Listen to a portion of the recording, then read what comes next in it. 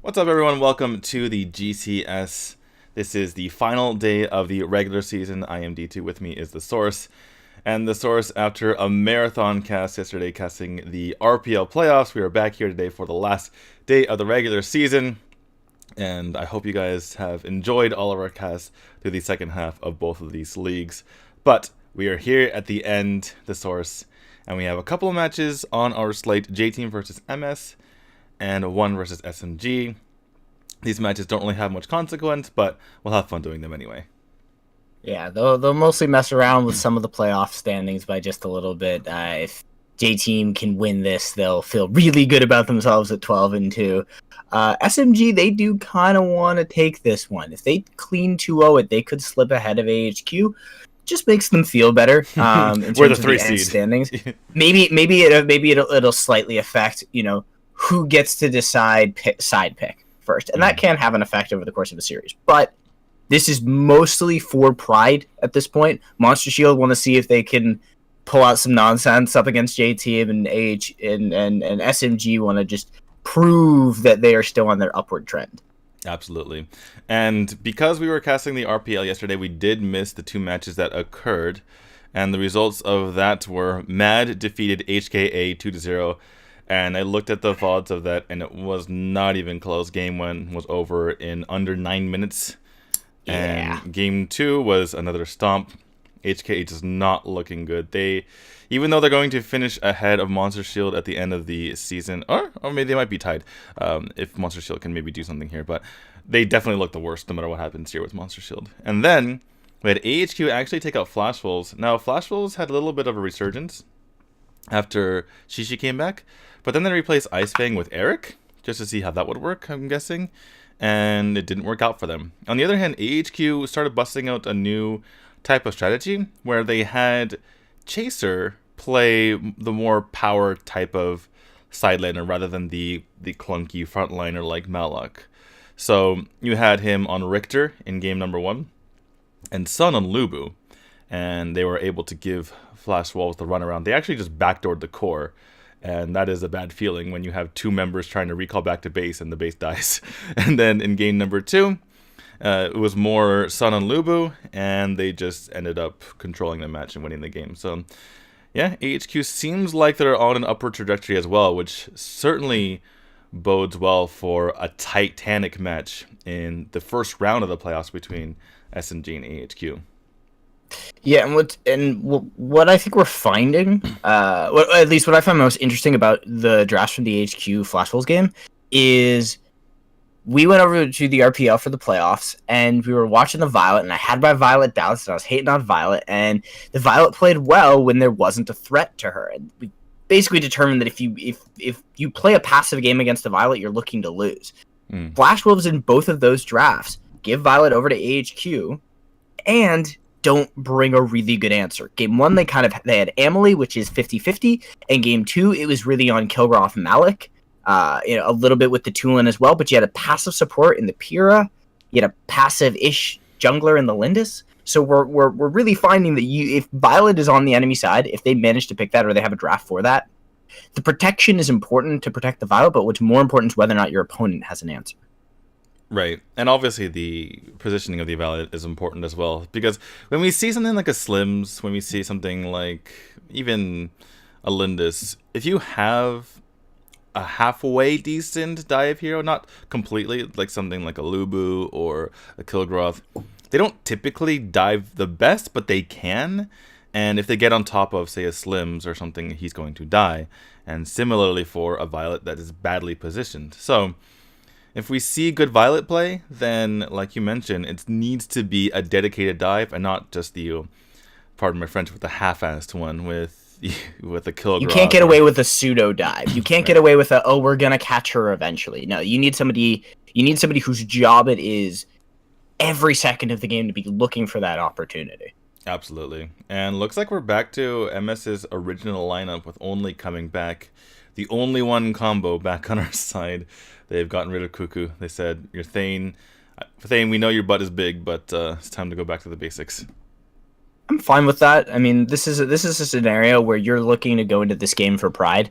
Like this has some stakes to Monster Shield. If anything, for them, this is a referendum on where they're going to be going into next year. This is the chance for the players to take one last swing at the top team in the league and prove that they deserve to stay on the roster, because you would expect the team at the bottom to make some roster changes. Whether or not they've been improving and whether or not their cohesion has vastly grown, you still may consider a roster change over the course of the next few months. So this is kind of a last hurrah. Maybe they'll play something crazy, but I still think that they're going to take this very seriously and look to just prove that they are better than their record, and that if you give them the time, they're going to come back next year ready and raring to go. I'm just sad. Do you know why I'm sad? Do you know why I'm sad? Because we're not going to get to see the fun faces and the Monster Shield members in the playoffs? Well, yeah, but we might not even see it this match because MS is not sitting next to Mori. They split them up. They're on opposite ends of the booth. No! They're going to get up to high five each other. They win, they'll get up, meet in the middle, high five, back to their seats. It'll be perfectly synchronized. Like a Dragon Ball Z fusion dance would be perfect. Right when it ends, like 1, 2, 3, go fusion. Ha.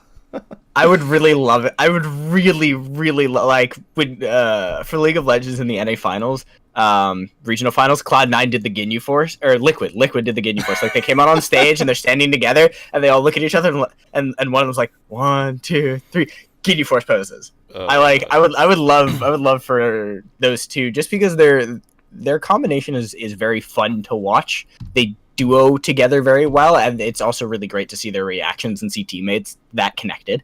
So, and we are back nonsense. And we are back to the good old GCS draft. And not only that, we have actual draft timers rather than the speed chess that we had yesterday. That's a skill though. Being able to draft, like the teams that drafted well. Bazaar drafted fairly well. I actually think that we had some panic picks yesterday. I think Evos actually had some pretty good drafting under the circumstances, but yeah, there were some panic picks. And to be honest, like if you can do that and you're Bazaar is just kind of, I guess, reached a little bit higher of a level of respect for me, because if you can draft in that really like stopwatch scenario, give them the time in the GCS, and they're gonna be like, oh, we're gonna get it right every time. I do have a newfound appreciation for why you were so excited to go to this style of draft, though, because going back to the old style draft yesterday, it just felt so basic. Yeah, it's so much. It's two things. One, it's less bans. So as hero pools, as the character lists grow in MOBAs, you just have to add more bans. It's just the way it goes. But this type of drafting shows you how dynamic teams can be, how smart they are, and you usually do tend to get the main core of your strategy in your first 3 picks. Like, J-Team is leaning into this Ignis, which I want to talk more about Ignis as we go on, and MS has gotten the Cricknack, so only might be about to just rip through some fools. But the point...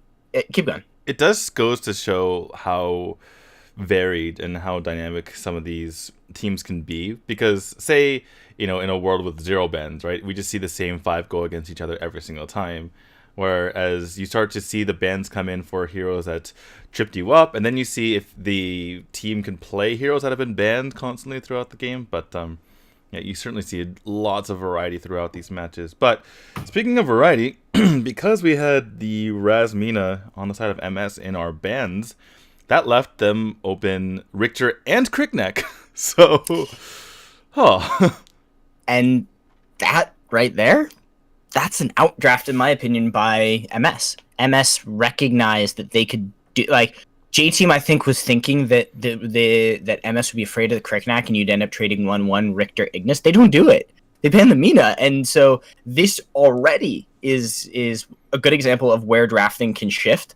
And then the next thing is you get about half of your main strategy in your first 3 picks. You usually will get a good chunk of that. What do you do once you get into this middle ban phase? Where do you pinch the opponent? What have they pigeonholed themselves into? Because now we see, granted, MS don't need a marksman jungler, but they can't go a marksman jungler. So say they needed to find some other kind of range damage, and that wasn't an option, and they had already picked their mage, and their mage was like a Jinnar, then they've become a really close range melee comp, and you can see how teams will adapt to that. But in any case, there's so much pressure coming out from MS because of the dive from Kriknak, because Richter can just do it all. Basically, he's tanky, he can get to the backline, he can just burst people down. And meanwhile, you have the Roxy, who is always a threat to just walk up to your front liner, grab him, and take him out with the help of your team. So just so much pressure from MS. And J-Team, they have to be dodging landmines left and right during this match. And honestly, it feels like J-Team got a little caught off guard by what this looks like. So far, you've got 2 strong side lanes that really don't lose a lot of matchups. You've got probably the best jungler in the game right now, or at least the highest direct impact jungler with the most probability or with the highest potential to snowball the game on their own merit.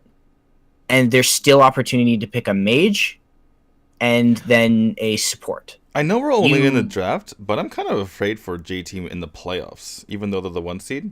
And we saw that they looked like the most shaky team before this. It's kind of funny because the 3-4 seed looked the best, and then the 2nd seed, and then the 1st seed in our playoffs. But I feel like if they're going to be making these blunders during the draft, unless they show us something crazy during this game, I feel like they, when they won the GCS last season, it's because they were just better. They were better than everyone in the league, and there was really no competition. All they had to do was beat an inferior SMG team in the finals. But now, the team that faces them in the finals is going to be battle tested, and they're going to know all of these draft tricks. And if J-Team isn't showing it now, this is their last chance to play before the finals. So they need to be shoring up these drafts and shoring up these strategies right now, or else they're going to be, to use your word, bamboozled. The only thing you could say here is that they're opening up to the possibility that maybe, just maybe, by the time we get to the AIC, there's some other picks in the mix, and you want to see what you can do up against a Kriknak. You want to see what you can do up against a Richter. That could be where their head is at. Right, they're just trying this out. They're saying, how bad could it be? Can we still play them? Yeah. Exactly. If we screw up, where are the limits of our capability? Are we mechanically, strategically, communication good enough to beat the worst team in the league if we hand them a god draft? Or at least if we hand them a massive early game advantage? That could be where their head is at. I'm a little miffed at way for the Crixie. Like, if that's if that was the Jinnar, then if that's the Jinnar, their comp is unbearably powerful. But J-Team does have some good things going for them. They have powerful side lanes, a solid support, a jungler who we are seeing spring out onto the meta, as well as also be played in the solo lane, just with maximum tier proficiency, and the Ignis. And the thing about Ignis that I really wanted to get into is, after what we saw over in the RPL, Ignis is Ignis is facilitated by aggression, and he also has the ability to push the envelope in terms of his playstyle. Like, Crixie is status quo. Crixie is only as good as your current state of the game, whereas Ignis is really good. At least from what we saw over in the RPL, we saw teams be able to just constantly set up pressure with him. So I want to see more and more Ignis play, and I actually think we haven't seen the limit of it yet. I like what you said about that. He's set up by pressure, right? You pressure with other heroes, and then you forget about, because you're preoccupied with the hero in your face, and you forget about this massive AoE damage that he's doing from the back. Whereas if you're trying to pressure the Ignis, he can't really get off his spells optimally. So I do like what you said about that. Yeah, and J-Team kind of has some options there. You have Yuzin, top tier solo laner playing an Omen who can be a serious pressure threat once you get mid game. You've got Marja. It's a little bit slower of pressure. It's kind of more of a looming presence, and then you have Zill, direct dive pressure onto something like the Crixie, who it could easily be taken out, and that does open up an avenue for this Ignis. So the J team draft is still good. It's just you gave up 3 really high power playmaking heroes on the side of Monster Shield, and you have to wonder, are they a little too big for their britches? Did they just honestly get a little arrogant, thinking they could just, we've got the Cricknack, it doesn't matter? Right. Well, in any case, they'll learn from this regardless. They'll learn whether they're capable of doing it or whether they need to vary their draft or their play when it comes to the playoffs. But we'll see if Monster Shield can pull this off with what we believe to be the slightly superior draft here. I can't say I've seen the Crushed and Ignis combo quite yet because people weren't really playing the Crushed, but it seems like that would be a pretty nice combination. You put the Metamorphosis and you land the Holy Embers on the entire team. Yeah, and Wins is already kind of beaten up on this matchup up in top, which is good. The more you can put pressure onto the Roxy, the better. You also then open up the possibility of putting additional pressure onto the Cricknack. So like anything that stops Cricknack from feeling safe, being able to do a whole lot is good. So far we haven't seen the side of J Team get super aggressive, but honestly they can kind of take their time. Their mid to late game is still pretty powerful.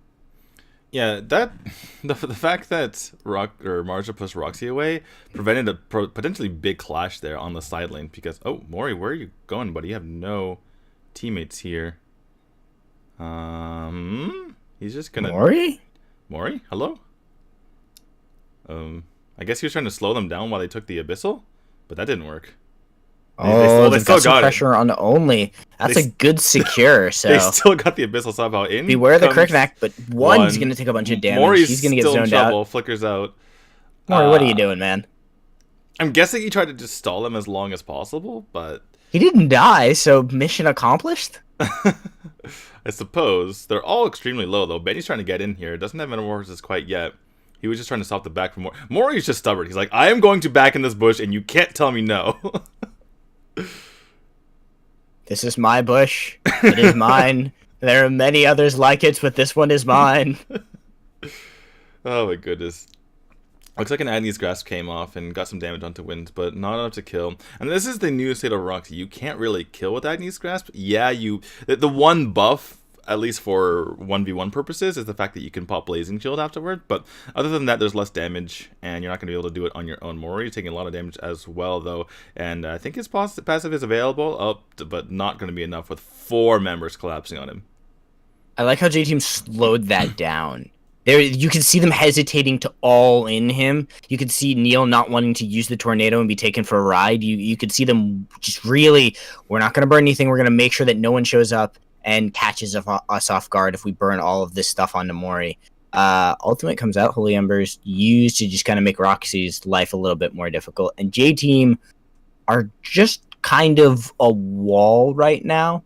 They're making it so Monster Shield isn't getting a whole lot done. I haven't seen an opportunity for this Cricknack to level. Like, Cricknack didn't level 4 gank.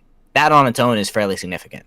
Well, he tried to, but then that was when Roxy went back, and that's what I was talking about. Because if the Cricknack ganks there while the Roxy is there, and then there's a counter gank by Zill, then all of a sudden things go weird.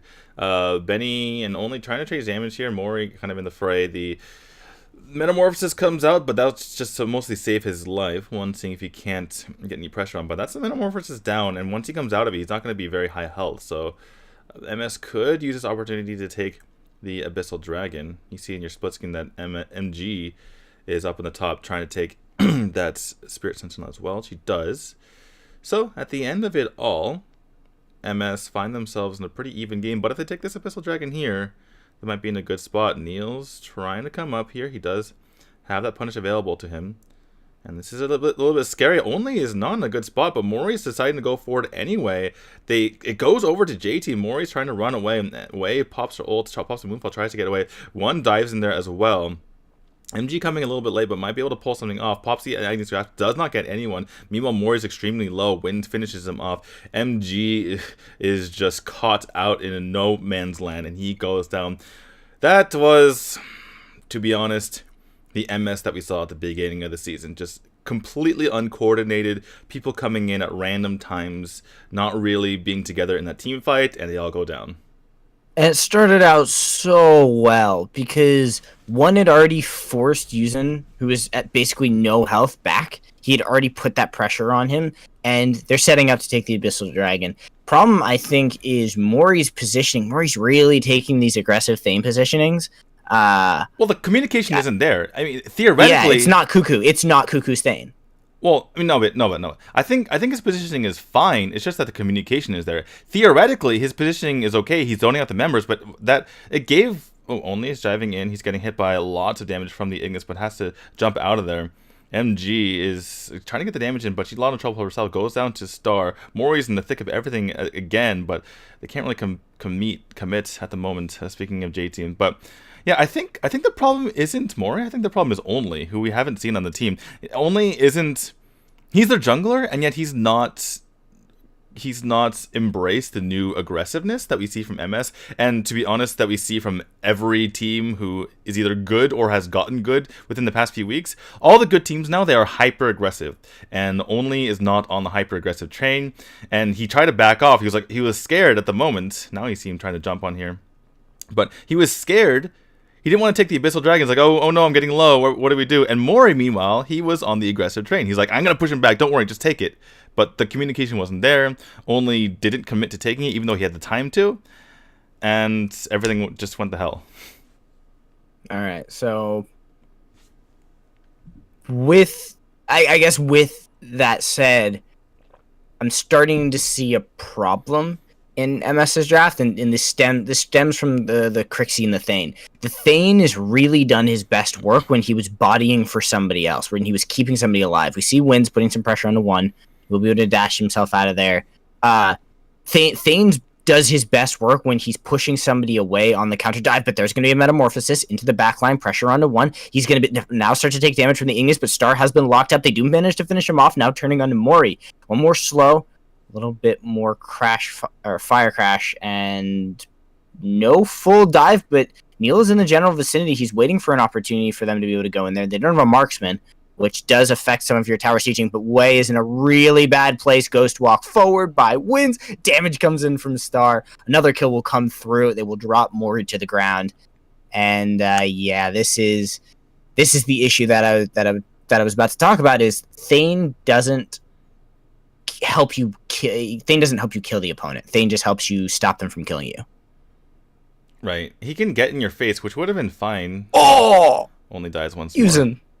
Well, that was mean, Yuzin. That was mean. Well, it feels bad when you're stuck in a death embrace and you take a holy embers to the face. That rhymes, actually. Death embrace. I'll allow it. Death embrace, holy embers in the face. Anyway, it just feels like I don't think they would have won because of how poorly they've played. But MS, I feel like if Wei had picked Jinard, this would have been somewhat different because they could have just gotten in their face, and only. If at that point there's an exuberance and Only doesn't commit, then that's just, he doesn't know what he's doing. So I feel like there's a disconnect within the team. It could have worked anyway, but Wei isn't getting the room to be able to go in because there's not enough dive from Only. Speaking of Wei, he's going to go down here. I mean, the thing is, again, Wei, you could say he shouldn't be that far forward, but at the same time, if he's not going to be forward, then who is? Yeah. And then, that to me is part of the issue you run into with Crixie.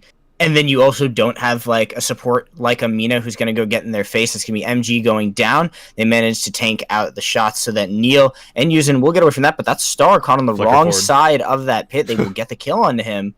So a misposition by J Team, maybe a little bit of over-aggression wins. I'm not sure you really want to fight 3 because there's a flanking Mori on his way to catch you out. But so far, they still find wins. Why did you stay? Well, she's doing so much damage. Oh my goodness. Almost took out a couple there, even 1v3. But yeah, there's 2 issues I see here. Wei is not a dive hero. and it can only work as the backline damage dealer if your people are diving, but only isn't diving. Now, one is starting to do that, and so is Mori, and MG was kind of in the middle of the fight as well. There's just a disconnect. Like, if only was in there, then he would have changed the dynamic of not only himself, but the entire team, because they could have gotten so much more done. Just from him distracting, his team could have had the room to operate. And you see, I feel like, it sounds weird, but I feel like the entire game, other than the Crixie pick, I feel like the entire game has been thrown away by Only. Does that make sense? Yeah. No, it does. If you were playing Cricknack, well, a hero we have seen destroy games has become the single most pressured jungler in the entire GCS. Like, if you guys remember what the meta's been like for a long time, it's been Lindis, it's been Violet. For literally forever, Slins.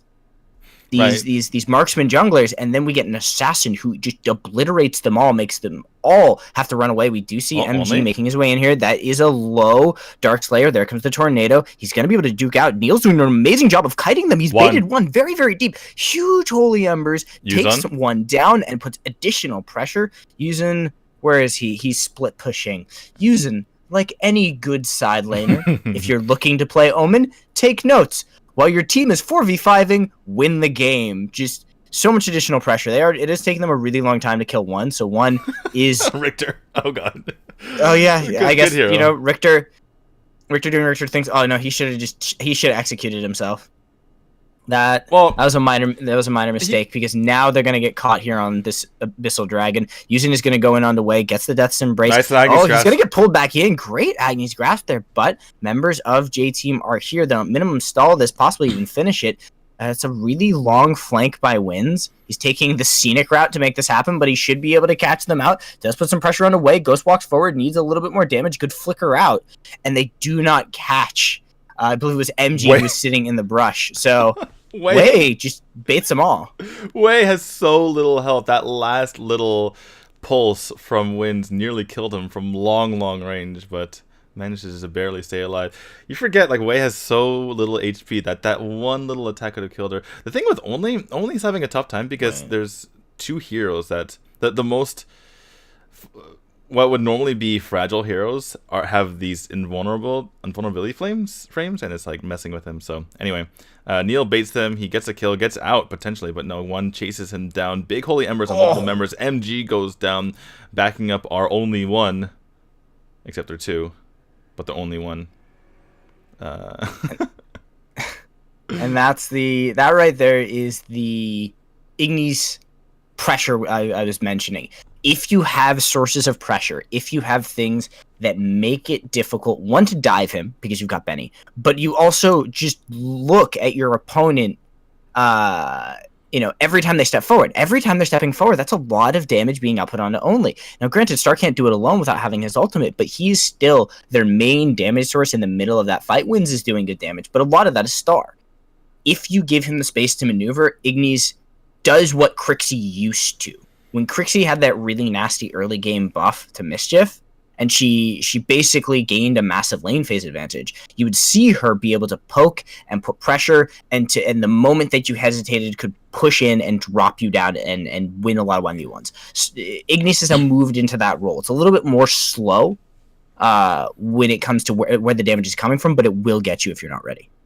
Well, Only just picked up Fenrir's Tooth, and he has a decent amount of damage on his side, so he can still blow up people on the side of J-Team if they're not careful. The problem is that both Neil and Winds have that invulnerability to their side to keep them alive. Mori's going to get caught out, takes a bunch of damage, does bait them over to one. This gives them some time. The members from the side of Monster Shield are showing up. Wei comes in on the side, but it is too late. Two members drop. Metamorphosis out. Wei is going to be caught. Yuuzhan is on top of him. They still haven't finished the job. The Fairy gets away for a little bit longer, but that's going to be the turn on to MG. Only is the only one left. And now it is going to be a push up mid lane, and probably the end of the game, as there are super minions pushing on that bottom lane, all from the play that Yuuzhan made when they baited them out at the Dark Slayer. Theoretically, MS could potentially have taken one of these fights. I mean, you look at how long both One and MG stayed alive within those fights, and that could have been just a crazy bait if the timing was better, but MS just takes 2v5 for some reason, and they've gone back to disappointing us. I like the attempt. I like the attempt from Monster Shield for Mori and One to realize that was an opportunity. They just needed to realize it faster. Like the moment, Well, their teammates Ignis needed to realize it faster. But the moment that Ignis was chasing Mori, and like basically right before he came in line with the river brush, they needed to be screaming, "We're baiting them! We're baiting them! We're baiting them! Get over here!" And it wasn't until One had already engaged off of that brush play that they really had an opportunity there. But the coach seems still in fairly high spirits. He's accepted that things are gonna happen. Like those don't look like the faces of really defeated players. I think Mori needs to go back in jungle. We need just get Only off into tank or something like that, because they were winning with Mori in the jungle and Cuckoo on the Thane. Now, Only just wasn't aggressive enough. You saw how aggressive Mori was, and if that was the Crickneck doing that rather than the Thane, could have gotten a lot done, but unfortunately, I feel like whoever it is, theoretically, Mori's Thane play was fine. It's just that he needed the team behind him, and Only wasn't there. Now, if he's the Crickneck, perhaps Only is on the support, perhaps Only isn't aggressive enough. But regardless, MS needs to play with conviction, and that's what they've shown some of these games, but they kind of just fell apart that game. All right, MS, you got one, maybe two more games to say you guys so far the only person in here who proved their worth was MG. Kind of. Well, One did reasonably well. One proved himself. The side laners proved themselves to be able to do their job even under pressure. Wei, I almost don't blame you because you were put on Crixie. I don't know if that was your choice or your teammates. If it was his choice, that's an issue. if that was a you problem, like if you created that, if you made this, then I would highly ask that you consider going back into that hyperbolic time chamber and working on some of those heroes, because right now that's an issue. If it was more of a team decision, then not really his fault. You do with what you can. You play for the team. You try and facilitate as much as humanly possible. It was still possible with the Crixie, though, if there was more. What's our Crixie win rate? I haven't finished the math on that one yet. It feels really bad. Crixie feels really bad right now, just because Razaliana can make massive plays. We're starting to see teams get more comfortable with Ignis and, again, facilitate his ability to lock down and push aggression. And Crixie just looks worse and worse. Like, give me the Jinnar. Give me the Jinnar, for the love of God. He brings so much more to the table now. Yeah, it just doesn't make here's the thing. Crixie is kind of like a mix between Jinnar and Ignis. She does everything worse than them, but she can do everything that they do just worse, if that makes any sense, right? Because Ignis has better poke, but Crixie can poke, and she has some CC, right? And when she pops Moonfall, it's kind of like Jinnar's Exuberance, where she goes and does a lot of AoE damage, and she's kind of all in, right? Not super all in like Jinnar, but slightly all in. But obviously Jinnar does way more damage when he's in Exuberance, and he's much more of a scary force jumping at you, whereas Crixie can just die if people just jump on her, and you can't really do that with Jinnar. So she does both of those things not as well, which means that you need to pick not her in either of those comps, right? If you're playing a poke comp, you pick Ignis, and if you're playing a dive comp, which we had here, you pick Jinnar. And there's really no real reason to pick the Crixie unless you're forced into it, and they were not forced into it that time. Yeah, they actively made that choice. They banned the Raz. Liliana was banned over on the other side, and they still had options for other mid lane heroes. And I guess that's like Crixie is budget. She's budget Ignis, and she's discount Jinnar. Yeah. Jinnar, like budget Ignis, discount Jinnar. Like it's the poke on the cheap and the lesser engage. You get it. It's there. It's nice to have.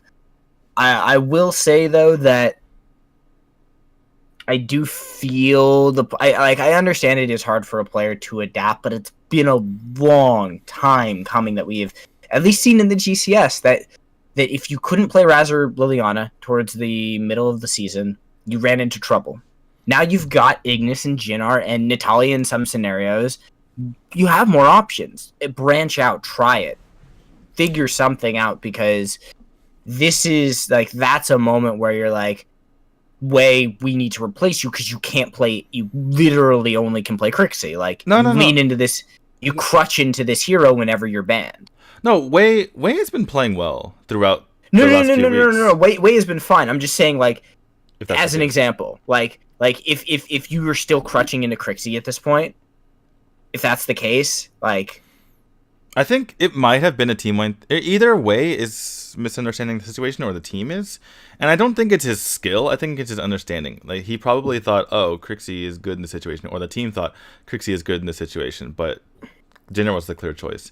And I think actually he wasn't even hovering over Jinnar. He was just scrolling through his heroes. I think that might have been just an error, so to speak. But I still would have loved to see them play it instead. Like, whether or not he even considers it, it's just like, you have to get to that point where you understand that Crixie is not going to turn fights for you. Granted, the rest of the draft is stupid powerful.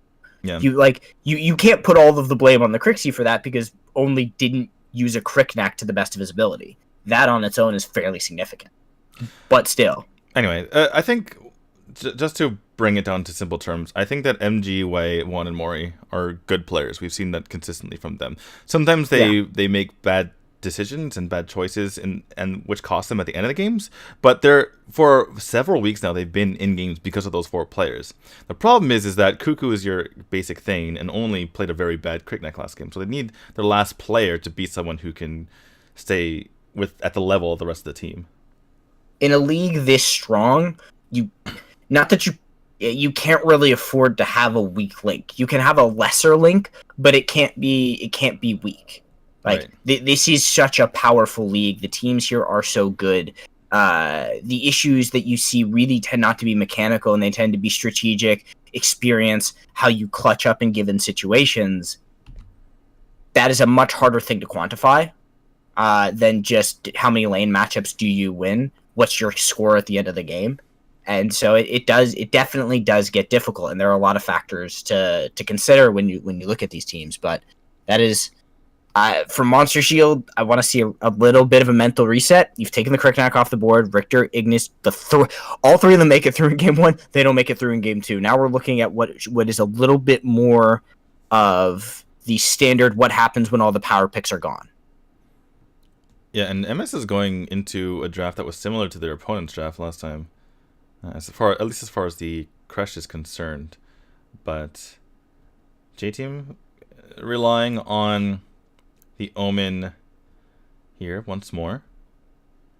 And you got Mina through this time too, so Benny is going to be in prime position to pressure. Yeah. And just pulls for days. He got that Death Scythe, he got that Death Beacon. Death. Just so much death.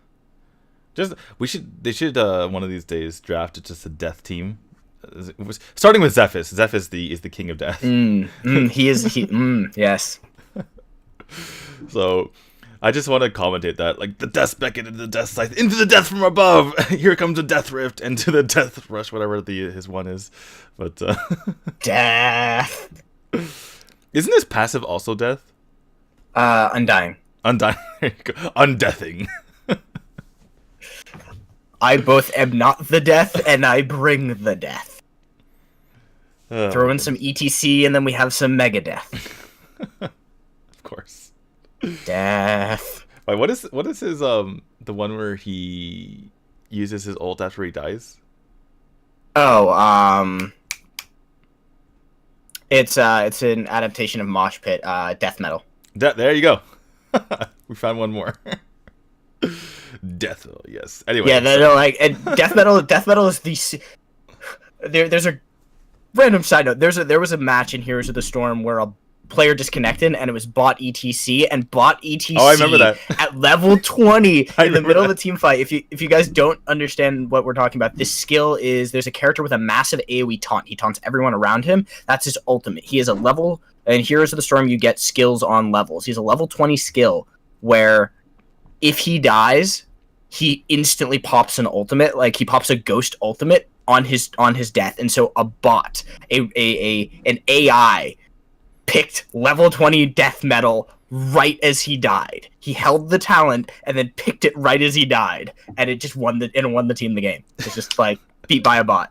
Like there are some really nasty professional games that were won by bots. It's always been like ETC though.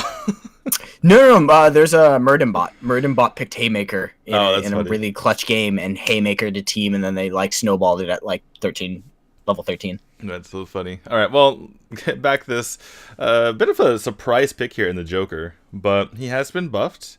He is even more lethal now, and he gets to a maximum of 100% bonus damage or bonus attack speed after his canned laughter at level 12. So that will be pretty strong. Looks like MS is leaning towards the Lubu, which I like, and Wei this time is going for the Tulin. Are we about to see a Zephys from J Team? I'm thinking about what you pick jungle wise. Baldum, let's do it. Don't lie to me. I'm part of. Okay, butterfly is a thing. Butterfly's the thing. I was really trying to find the assassin. Hold on, I need to use the restroom just so I can fully comprehend this. Be right back.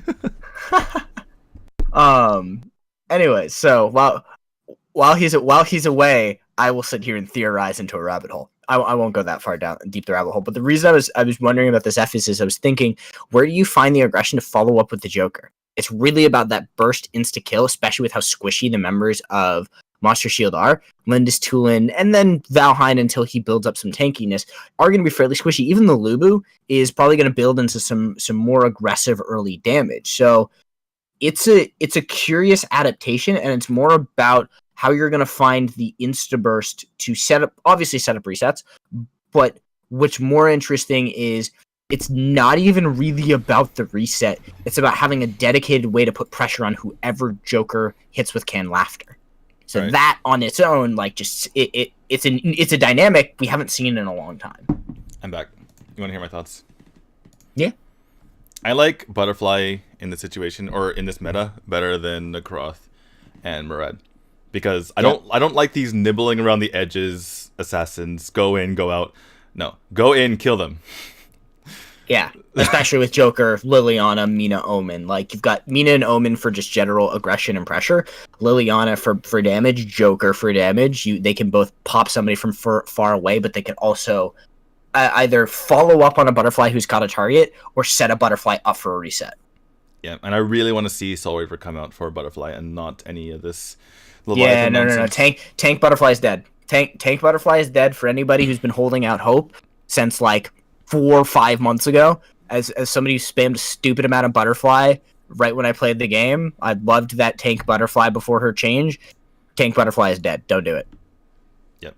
So we'll see how well Neil plays this. I'm really excited about this, especially because it's not just some random, 6th place team in a league. This is the top team in perhaps the world right now. So very, very excited to see this. Mori coming in with the punish. And who's that going? Goes on Neil in the end. So Mori's in a bit of trouble. Able to jump up. Oh, hooked Mori back in. Dead. Oh, that was so dead. Mori beautiful. Is dead. I love that too. I love Benny just walks up, hooks him back in, and walks away. And he's like, "You guys got this."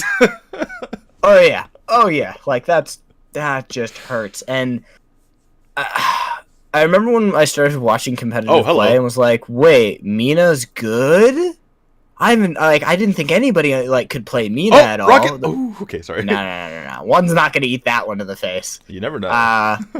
You do never know. Joker rockets come up from just outside vision range. There is always a possibility, but that right there is just Benny being like, "This is my game. This is my hero." I love the Sorry, prediction Maury, too. you love this, but no. I love the prediction too, because he came at the exact moment. He knew. He was like, okay, he's gonna go over here and jump over here, and I'm gonna hook the hook onto Benny. They caught him. They can easily kill this Linda. She's not gonna make it in the brush. She won't. there was a blink in, or a flicker in from Wins as well to finish that off. So Wins doing an extremely good job on this Joker. The fact that he was able to duel out of Valheim before he even gets canned laughter is really impressive to me. It's hard to make that happen. He must have landed lots of those rockets onto him. So Neil is currently online, and we've seen the rise of assassin junglers. Butterfly was not something I'd considered. I didn't think teams would feel comfortable making that type of aggressive play, and they're going back to the well. I like this opportunity because it's a Butterfly. You put the pressure on as soon as you get anything out of a Butterfly, and oh, that was a mistake. Here comes but Valheim. you on the top lane. We've got a bit of a duel. Valheim looking to come in from the side. They're going to sacrifice Wins. Wins is dead. He understands it. That's okay. That's a nerf from 2 patches ago, by the way, when you take damage on the way when you're ulting. Feels bad, man. So this is a good answer by Monster Shield. Balance out that aggression. There isn't as much to take. There isn't a major objective to gain. There wasn't a buff to steal. But to that point, Neil is online. That Soul Reaver is coming through fairly quickly. He's working into his boots. He has the space and time to do that, and that's a level 6 Butterfly. Like, level 4 gank out of the jungler was nasty with Cricknack. It's terrifying with a Zephys. It does lackluster power coming out from something like a Necroth, but a Butterfly is gonna hit you hard, and dear God, Wins is making one just honestly have to play very terrified. Yeah, these rockets are Mori, you're not for Mori. He got it. If Mori doesn't get that, he dies. That's pretty funny. But yeah, by the way, I played about 100 games with Joker, and the most satisfying thing is to flick a rocket and kill someone with it from long range. And the prediction as well when they're walking across the screen. It's the best feeling in the world. Rockets are fun. Oh yeah, there's a stream clip of me sniping a stealth Wukong with a rocket. I was just like, this is where he's going. Yeah, I distinctly remember one. I have one that's not recorded, but I distinctly remember one where and Irie was one. Oh, goodbye one. He's dead. That's just that is what it is. There's no dealing with that. But that could be Mori's got ultimate. They won't full re-engage this. They'll grab what poke they can, rotate up towards the dragon, see if they can bait in a bit more of a team fight. The Tulin is there, and the Tulin can possibly pop off. The hero always has the potential for his own version of the reset. It is a little bit. It takes a couple more pieces of Exodia to really, come together, but look at that crit. God, Mori is donezo, and now they need to burn down this dragon. They need to burn down this dragon because you're already sacrificing Yuzan. They're splitting it up. They aren't finishing this dragon. This is kind of a problem. Okay, Neil will get it. That's a fair. Wins almost killed Mori. Mori, please. Wait, just missed a stationary target with Ion Bolt. Wait. What is this? He got that one. He did get that one, but okay, that's an unfortunate positioning for Yuzan, but if J-Team hadn't secured that Abyssal Dragon, that would have been horrible, because Yuzan sacrifice would have gone to waste. Right, and you gotta feel like that was somewhat planned, right? They're like, okay, they're all going on me, just take the Abyssal here. But a couple of members going on to Yuzan at the moment. Mori does have the Metamorphosis. Are they going to be able to make this happen? With only here, they could. Metamorphosis. He flickers out. Neil comes in to try to help out. There's a Death Embrace on the Mori. He looks like he's about to go down, and he does. So 2v3, J-Team says, yeah, no. I was feeling the Jaws music there. I was like, Neil, you're going to get him, right? But that's MG turning around. That's not a bad fight for Yuzan, and with only there, they possibly could have caught him. I think if they'd been ready, or if they prepped for that, they might have been able to instantly burst him down. You always have to worry about untouchable. Neil is reaching a dangerous point for the members of MS to have to think about the positioning. Oh, that's some good damage. That's how you possibly kill Neil, but they're going to go back in, and he's going to get... No, he doesn't get the reset. What a knockup by MG. They turn things around, only manages to pick up the second kill. Oh, MG just saved them. Well, MG did a great job, but really Wei did an amazing job there too. Got so much damage onto Neil and nearly killed him with a Thunderbird, which meant that Benny had to step in front of that Thunderbird. He took a ton of damage, and then all of a sudden both members were just extremely low there and right for the picking. Wynn's trying to get some damage on, use the pick a card, any card to get out of there for the moment. But they're going to go ahead. Wei looking for an assassination. He's going to jump on top of Wynn's, get some damage through. Doesn't full combo. Did he have? He did have Thunderbird. Okay.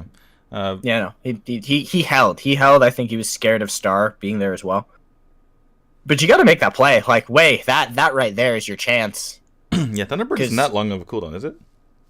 Yeah, no, that's pretty short. It's like 40 something seconds. I think it's shorter than that, isn't it? I don't play much Tulin, but I think it's like it's 40 before CDR. Okay. It's like I want to say it's like 40 on base, and then like people tend to have CDR a little bit, and then it becomes like 30, and then like 20, and then like 15, and then goodbye, Mori. He's dead. Well, he's alive. He metamorphosis. Jump over the wall. Yeah. Okay. I mean, the objective's still secured by J-Team, so they're still doing J-Team things, but this is a much better answer back from Monster Shield. Yeah, Monster Shield looks like they've gotten their mojo back a little bit. In particular because Only is on a hero that he's obviously much more comfortable with, just kind of flitting in and out of fights, which is what he should not have been doing with Crickneck, but it works a bit better with Lindis. More taking a bit of damage. Yeah. Wins get that speed damage or attack speed buff there, which means he might go down. Actually ends up going down in the end to the combination of those two. Resets come on to one, and he goes down as well. And that is the first time we've seen the Butterfly just come online, take one out. Take two out. Yeah, that rake breaker is in round. Okay, no, you were right. It's actually 35 seconds on Thunderbird at base. So. Oh well, I thought it was shorter than that anyway. So whatever. We can both be wrong on this one. But yeah, no, that just means he needs to be a little bit more aggro in this scenario, since we wanted to just kind of rip that skill and look just at minimum put the threat on your opponent that you might reset if they're not prepared for additional damage to come in. That's the possible way to set that up from Wei, but he gets just deleted by Neil, and that's the double kill. Oh, it's been so long since I've seen a Butterfly do evil things to people using actually cutting off the retreat in the backline. They're going to get MG, the flicker pull in. That's another kill that comes through. Now the pressure on to one. Neil is doing so much damage. Follow up from Star there. They're going to wipe the whole team. They can't finish off Mori.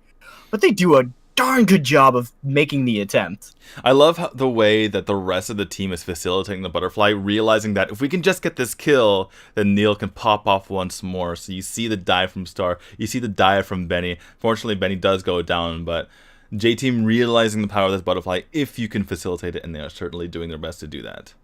I mean, especially with this skin. Basically, it's Sith Butterfly. Let the hate flow through you. Hate me, Monster Shield. It does not but empower me to just destroy you and then get resets. And also having a team that's ready to set up on a Butterfly is very impressive, because it takes a lot of confidence in your Butterfly player to believe they're going to get the reset, because they could easily screw it up. Butterfly, although people think she's a brain dead character in a lot of scenarios, I myself could be accused of such thoughts at times. It does take a fair amount of skill to make sure that you don't overcommit. And just scenarios like this, now that J-Team has it rolling, I don't see where the members of Monster Shield make a comeback unless they get a really, really powerful Metamorphosis full damage combo. And it's really easy to be just scatterbrained up against a Butterfly, to be panicking, and the Butterfly thrives in the chaos. Absolutely, she does. And they're burning down these towers as we speak, as they're snowballing this game out of control. 5.5k gold lead for J-Team here, just putting on the pressure and playing immaculately with this Butterfly. That said, it gets caught this is out.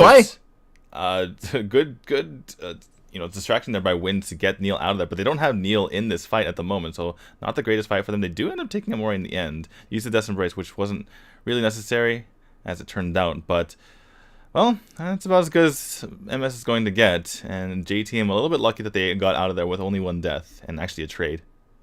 As good as they're going to get, but not as good as they need. They needed to kill Neil there. Like, that was the chance. That was the chance to start the snowball, to put the pressure on the enemy team, to get out of your base. I mean, on top of all of that, it also would have given you the shutdown gold. Pick up that nice big bounty that's sitting on Neil's head, and now we're gonna see the double play onto the Dark Slayer. You've got Star there to gatekeep. He'll be able to goaltend a bit, stop MG from doing anything crazy, and that's going to be a major objective going over the side of J-Team. They will continue their pressure. Double Marksman is a good way to finish this, but not when Benny's rolling on through, speeding in there with those boosts. He will draw their aggression. Now Star coming in on the side, puts pressure into MG. Nice Dark Dominion into the backline, pull back in. They've got Wei. Here comes Neil. Yep. Can he finish anybody? That's the first time we've seen anybody get away with it, and only sets up the kill. Oh, okay, they got it. They finally got the kill, You do have to worry about the Drake, or was the Drake? The Drake was on Neil, so you won't have to deal with that just yet. Well, through all of that distractics, the Yuzon is able to get in the top lane and take out that tower. So Yeah. at the end of the day, the objectives are the towers here. So J Team managed to hold on to a 6k gold lead. They trade out a hero. Well, they trade heroes and then they get a tower. So even though Monster Shield like to feel like they got something out of that because they finally got a kill, it's not the biggest deal in the end here for J Team. It is big. It is big that you can look at the damage coming out of Only, and this is a glass cannon butterfly. If you catch her, of all the compositions to maybe be able to get her, this isn't a bad one. One is a pretty key component of that. Playing the control zone, Valheim opens up that opportunity, but it is still a very difficult road. This is the most Curse of Death I've seen against a single Lubu. Like, there's really no healing on the side of Monster Shield. I'll tell you why they did that in a second, but in any case, they are pushing out of this bottom tower. In comes the Drake, trying to force that out is MS, but meanwhile in the mid late, the Dark Committee comes out, down goes MG, Curse of Death value. They're pushing in onto this mid lane. Mori trying to hold them off with a metamorphosis, and Wei actually gets in there, nearly takes him out with the Thunderbird. This is setup. They gotta protect him. Oh my goodness, but down goes Star. Great play here from MS. They're chasing members down. Benny gets low. Looks like they've shifted their focus on to Neil here, but she might be able to get out with that increased speed boost. Yuzon jumping in to try to hold people off. And at the end of the day, J Team, even though they might have overstepped, they only lose one, it looks like. Yeah, they're doing a killer job on the side of Monster Shield of hanging on for dear life, but eventually the dam is gonna break because the one damage source that we haven't seen really pop off is Star. And as this gets further into the game, we get Star closer and closer to like so much getting damage. Exactly. Like he's got the Hecates that lets him scale just really hard. The next item he picks up is going to be pretty significant. It looks Reyes. I'm actually not sure what that's actually going to be, Reyes. but oh yeah, Reyes. Yeah, that'll be Reyes. So getting this team fight buff is pretty big for them. They need to secure this. MG is looking to stop using, but here comes Neil. Massive Dark Dominion. They've got one. One is gone. First reset comes through. Neil looking for Only. He's going to go, but Wei manages to get some damage in. Can he get a kill? Can he get a second? Can he get a third? He takes down two. Him and Mori and Only, they're alive. They're all there. They still have the damage sources from the side of Monster Shield. Using chases forward. You're now fighting a Linus in and out of a brush. You need the backup. No, don't leave. No, they have to leave him. They have to leave him because the base is broken. The minions were there. And maybe, just maybe those minions would have died. But God, Wei is opening a path for the side of Monster Shield. He's keeping them in this game. Wei just sold wins and then 1v2 against Neil and Benny. Took out Neil. That was ridiculous from Wei there. This is a play that we need to see from him, especially if they're going to try to get back in this. Looks like a Death Embrace here from Mori. Takes a Reiki shot to the face. He does have the Dark Blessing to stay alive, and oh my goodness, down goes Yuzon. He comes back. Is he going to be able to get taken out? That's a lot of damage from Star as well, though. One and crew finally take them out with the help of Wei, obviously, but oh my goodness, what is going on? Tulin can reset as well. People underestimate Tulin's damage a lot of the time because it requires him to have an isolated target that he's getting all of the hits of his passive off onto. Two, he's got a full combo you. He needs to get that shotgun power on the ion bolts, but that's gonna be Benny with the free kill. Now Neil's on one. As I say, they have a chance. Wait? Their chances are destroyed. No, Wei can't go into that. There's no way he gets past that front line. When there's Benny's a way, there's a way. where there's a will, there's a Benny ready to Dark Dominion you. Like that's the problem. That's why Wei was able to do that. Was Benny was deep on the other members and he blinked over the wall and got away from Benny. That opened up space for him to be able to get Neil in between his damage waves. But they are going to step forward. That's going to be a huge Dark Dominion. Neil gets the first kill. Wei goes super deep, but doesn't pop his Arctic Orb, and that is going to be GG. No, it's GG. Yeah. It's GG. They got this. Here's Yuzon. It's Yuzon. They're messing around now. Yeah. Oh my goodness, what a game. If only... this is the thing. MS... they played well at the end of that game. If only they played like that at any points during the beginning of these games, it would have been a different story. But good to see the butterfly come out and actually do work. And it feels like the butterfly, the difficulty in playing butterfly isn't obviously with the actual mechanical control of her, but having that team play to facilitate her in her resets. Yeah, it's a lot of faith. Cricknack is the assassin jungler that you don't need to have faith in, as long as he does his job. Like, as long as he does his job, you're usually okay. The thing about a butterfly is you have to believe in your butterfly, because she's not going to be able to do it alone. Well, MS ends their season on a bit of a sad note. 2 wins to their name. JT, meanwhile, they finish out the season on, I believe they're 12-2. So, mirror records, J-Team 12-2, Monster Shield 2-12 as they finish this out. And J-Team, obviously it was decided before this, but they finished the season as the #1 seed, which means that in the Gauntlet Style playoffs, they will be starting the playoffs in the finals for the 2nd season in a row. Congratulations to them. And the big thing here is with AHQ looking pretty good, I'm pretty sure that if AHQ makes the finals, then J-Team gets an automatic bid to the AIC. Yeah. And I mean, that's pretty huge for J-Team. Like they get to sit back and wait, and there's a possibility that they instantly get into AIC just based on who their opponent is. And there's certainly a very good chance that AHQ makes it.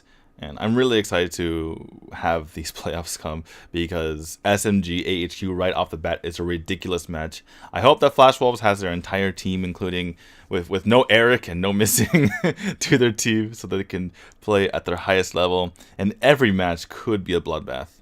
And not only that, there won't be any match where the outcome is decided beforehand. Like last season, SMG was kind of the upstart. They had won season 1. They were the 3rd seed coming in. They managed to make their way to the finals there, but in the end, you knew J-Team was going to win because they were so dominant. Not the case this time. Every single team in the playoffs looks amazing. Yeah, it's gonna be a pretty contentious series, basically on all. In like every single match, because we've seen how far the drafting has evolved and how good these teams are. We could honestly see every single series go the max distance. I find it really hard to believe that any one of these teams is going to really, like, once we get into the grind of playoffs, because you can think that the regular season is 50-50 AHQ versus Flash Wolves. There's still some space to maneuver there. Once we get into the grind of playoffs, I can very easily see every single team taking it to full games. Absolutely. Well, we have our next match coming up. It's going to be 1 versus SMG. Again, this doesn't really affect anything other than pride, because SMG can finish ahead of AHQ in the playoffs once they start, but they will be facing each other at the beginning of those playoffs. And we don't actually have the dates. I believe it starts on the 26th, but things are up in the air. I keep trying to check the Garena site, and it never comes up. But we'll hopefully have that for you in the future, if you follow our Twitters. So, in any case, I don't know. I have no more thoughts on that match. What about you? No, that match was. I mean, most interestingly is the butterfly. Maybe we see a little bit more of that. Maybe that becomes one of the new assassin jungler options. I mean, it's basically Necroth and Zill, or Cricknack and Zill are the 2 main assassin junglers. If you can throw Butterfly into that mix along with the Zephys on kind of that A tier as opposed to S tier level, you open up a couple more possibilities. You open up some really snowballing and oppressive drafts. Right. And especially if you've also got Elsu in there. Yeah. Elsu snipe, Butterfly follow-up, nothing survives. We'll have to see how that works. In any case, they have an interview with Benny, so we're going to let this run, and when we come back, we'll have SMG versus 1 in about 5 to 10 minutes. See you guys in a bit. 太多法伤，所以你是选择相信队友，但是其实你是觉得真的要这样吗？就法伤偏多一点，对，不太好。对，所以Benny还是有提到排位赛，大家不要勉强哦。好，那在第2场呢，其实你们也有让我们这 team 一直在给我们惊喜。应该说，你有在近期的打野位上变化非常的多，从克里纳卡原本的射手打野到现在刺客打野，今天更是使用了刀锋宝贝，这是你们的新招吗？刀锋宝贝其实团练一直有在用，然后我们团练对手也有用过，我们觉得还不错。所以今天也是在例行赛的最后一场拿出来用。那想要再问一下 Benny， 在15分40秒左右那一波在凯撒旁边 L 草那个蹲点，当时候的抠是怎么沟通的？就先蹲点，然后看他们人来，我们就上前抓。就只是刚好顺路，也是一个路过这样子，就刚好看到人了。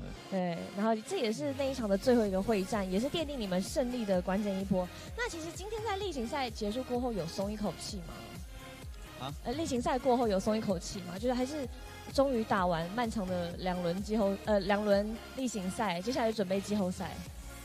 就例行赛终于打完了。终于打完，但是你们一直都没有放松，已经在准备季后赛了吗？我们一直在准备，因为我们都已经快2个月没放假。哇，真的辛苦你们了。从之前在大概第1轮结束的时候，美女已经有说过他们很久没放假，真是辛苦你们了。那其实在，昨天的时候，泰国 AIC 的冠军队伍，他们季后赛是已经打完了。那冠军是 Valor Gaming， 也就是之前林口教练带的那一队。那你们有跟他们交手过吗？我们上周也都有跟他们团练，是，对，我们都大概5-5波。所以是已经有先了解过了，因为毕竟未来在 AIC 是会遇到的。对，因为他们呢还没拿冠军之前，他们已经是前3、前2的队伍，所以我们一直有跟国外在做对练。哇，真的是辛苦你们了！不只是国内的 GCS， 连国外的队伍也要来交手一下。那其实，在例行赛结束之后，有什么话想要跟一路支持 J Team 的粉丝说的？希望他们季后赛可以来见你们。就谢谢支持我们的粉丝，3号可以来看我们比赛，帮我们加油，谢谢。对 J Team 的话是最后一天的。那其实在，Benny 之前去 AWC 的时候，也有一些奖品要送给观众。那这次又要去 AIC 了，你有自己的一个活动可以跟大家分享吗？因为我自己个人脸书 IG 有发文，就是留一句对我说的话，我会抽 AWC 的衣服，是有我的名字的。是，对，如果喜欢的话可以来做留言。对，一个国际赛打完，又有另外一个 AIC 要继续来打了。那也希望各位挑战者们可以继续支持 J Team， 继续支持 Benny。那也谢谢 Benny 接受我们的赛后访问。那以上是我们的赛后访问的部分。那接下来广告过后回来就是 One Team 要来对上 SMG， 也是我们这一次例行赛的最后一场对战喽。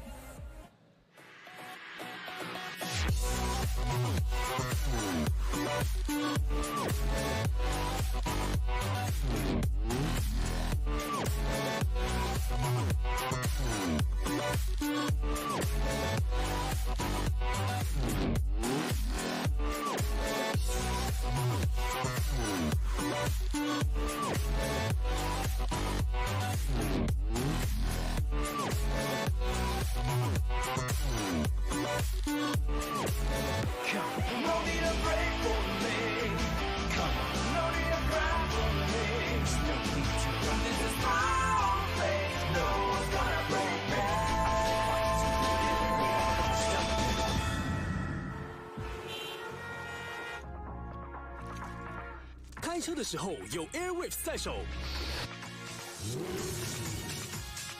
随时随地让你觉醒一下。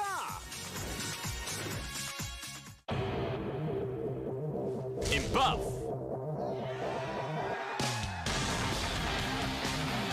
In buff， In buff， In buff we trust。Buff 能量饮料含花青素双效登场。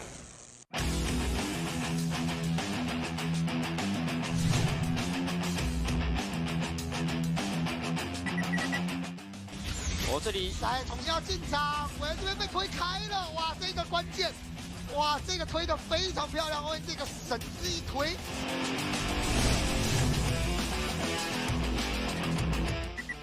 不过整体让 SNG 的经济成长之后，这就是 SNG 最想要的。没错，他们塔目前不急着拆，只要让科学面老爷飞起来之后，就是 OP 的存在。就是 OP， 而且 Hansel 是站在了 JJ 的面前打伤害，对，他就是一个站桩法师的概念，他真的是这样的法师。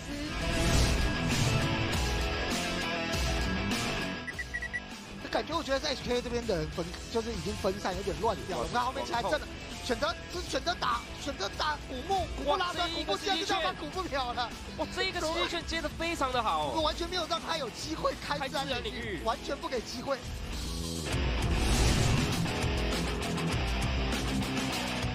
关于真正一开有推到2名成员，威胁的话刚刚用运发这边推了哇，推的很好哦。这边插了一下哇，插了一下，有这个波动拳准确拿到 Neo 的人头。哇，这就是花灵！哇，花灵这进攻1推3呐，这是花灵式的进攻。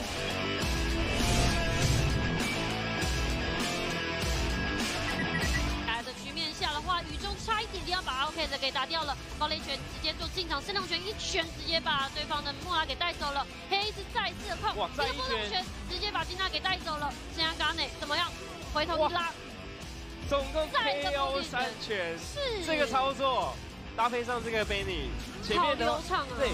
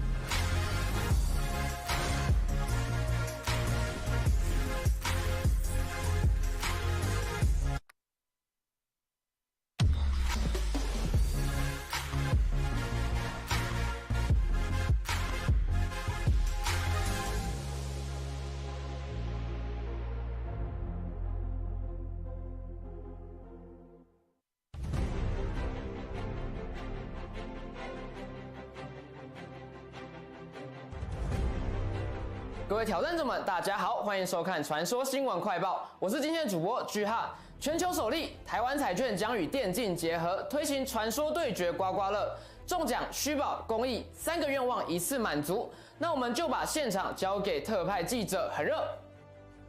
是的，主播，8月17日起将开始贩售传说对决刮刮乐，总共有4款样式，每张售价为200元。每张传说对决刮刮乐皆附赠1组虚宝兑换序号，让你中奖、公益、虚宝3个愿望一次满足。但是要特别注意的是，未满18岁的挑战者们是不可以购买以及兑领彩券的哦。民众每购买1张刮刮乐，皆可以发挥公益彩券热心助人的本质。台湾彩券公司邀请大家一起买彩券、做公益、积功德。除了50个头奖50万元的高额奖金外，传说对决刮刮乐张张都有虚宝序号。要如何获得这款全球限量的刮刮乐呢？请看刮刮乐达人阿热的特别介绍。大家好，我是刮刮乐达人阿热。当你购买传说对决刮刮乐，你会在上面看到你的号码以及幸运号码。当刮开你的号码对中幸运号码的时候，就可以获得号码下面的奖金咯。大家一起去刮刮乐做公益吧！另外，最下方的传说对决游戏序号，刮开即可获得游戏虚宝，将有机会可以获得永久英雄、拉兹、图伦、艾里、永久造型、一拳超神、鹰吹雪、星海之霸或其他各种超值虚宝。头奖奖金50万元，张张送虚宝，全台限量发行，数量有限，售完为止。想试手气，要抢要快哦！以上是今天的传说新闻快报，感谢你的收看，我们下次见。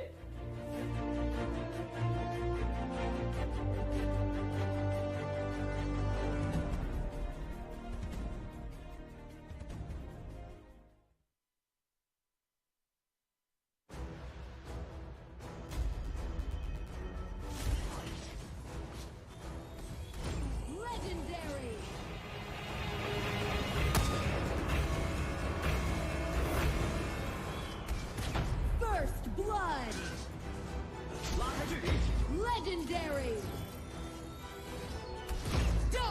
在历史的各场重大战役中，狙击手往往是作战行动中不可或缺的重要角色。他们藏匿于战场隐蔽处或目视范围以外，无声无息地击杀敌人。那么，要如何成为一位好的狙击手呢？让我们继续看下去。侦查是狙击手最重要的职责之一，必须仔细洞察战场上的枝微末节，准确地给予队友情报。要成为一名好的狙击手，首先必须要是一位拥有优异射击能力的射手。清楚地了解弹道与能够把握住后坐力是必须训练培养的能力。狙击贵在精准，在烽火连天的战场上，必须把持住稳定的心态，瞄准敌方，精准地击杀敌人。最后却也是最重要的，与队友配合，并在战场中生存下来，就像猎人在跟踪猎物一样。根据战场环境，选择有利地形隐藏自己，精确射击远距离的目标。战友们需要我的支援。你适合当一名狙击手吗？就让我们传说战场上见真章吧！保卫城邦，至死方休。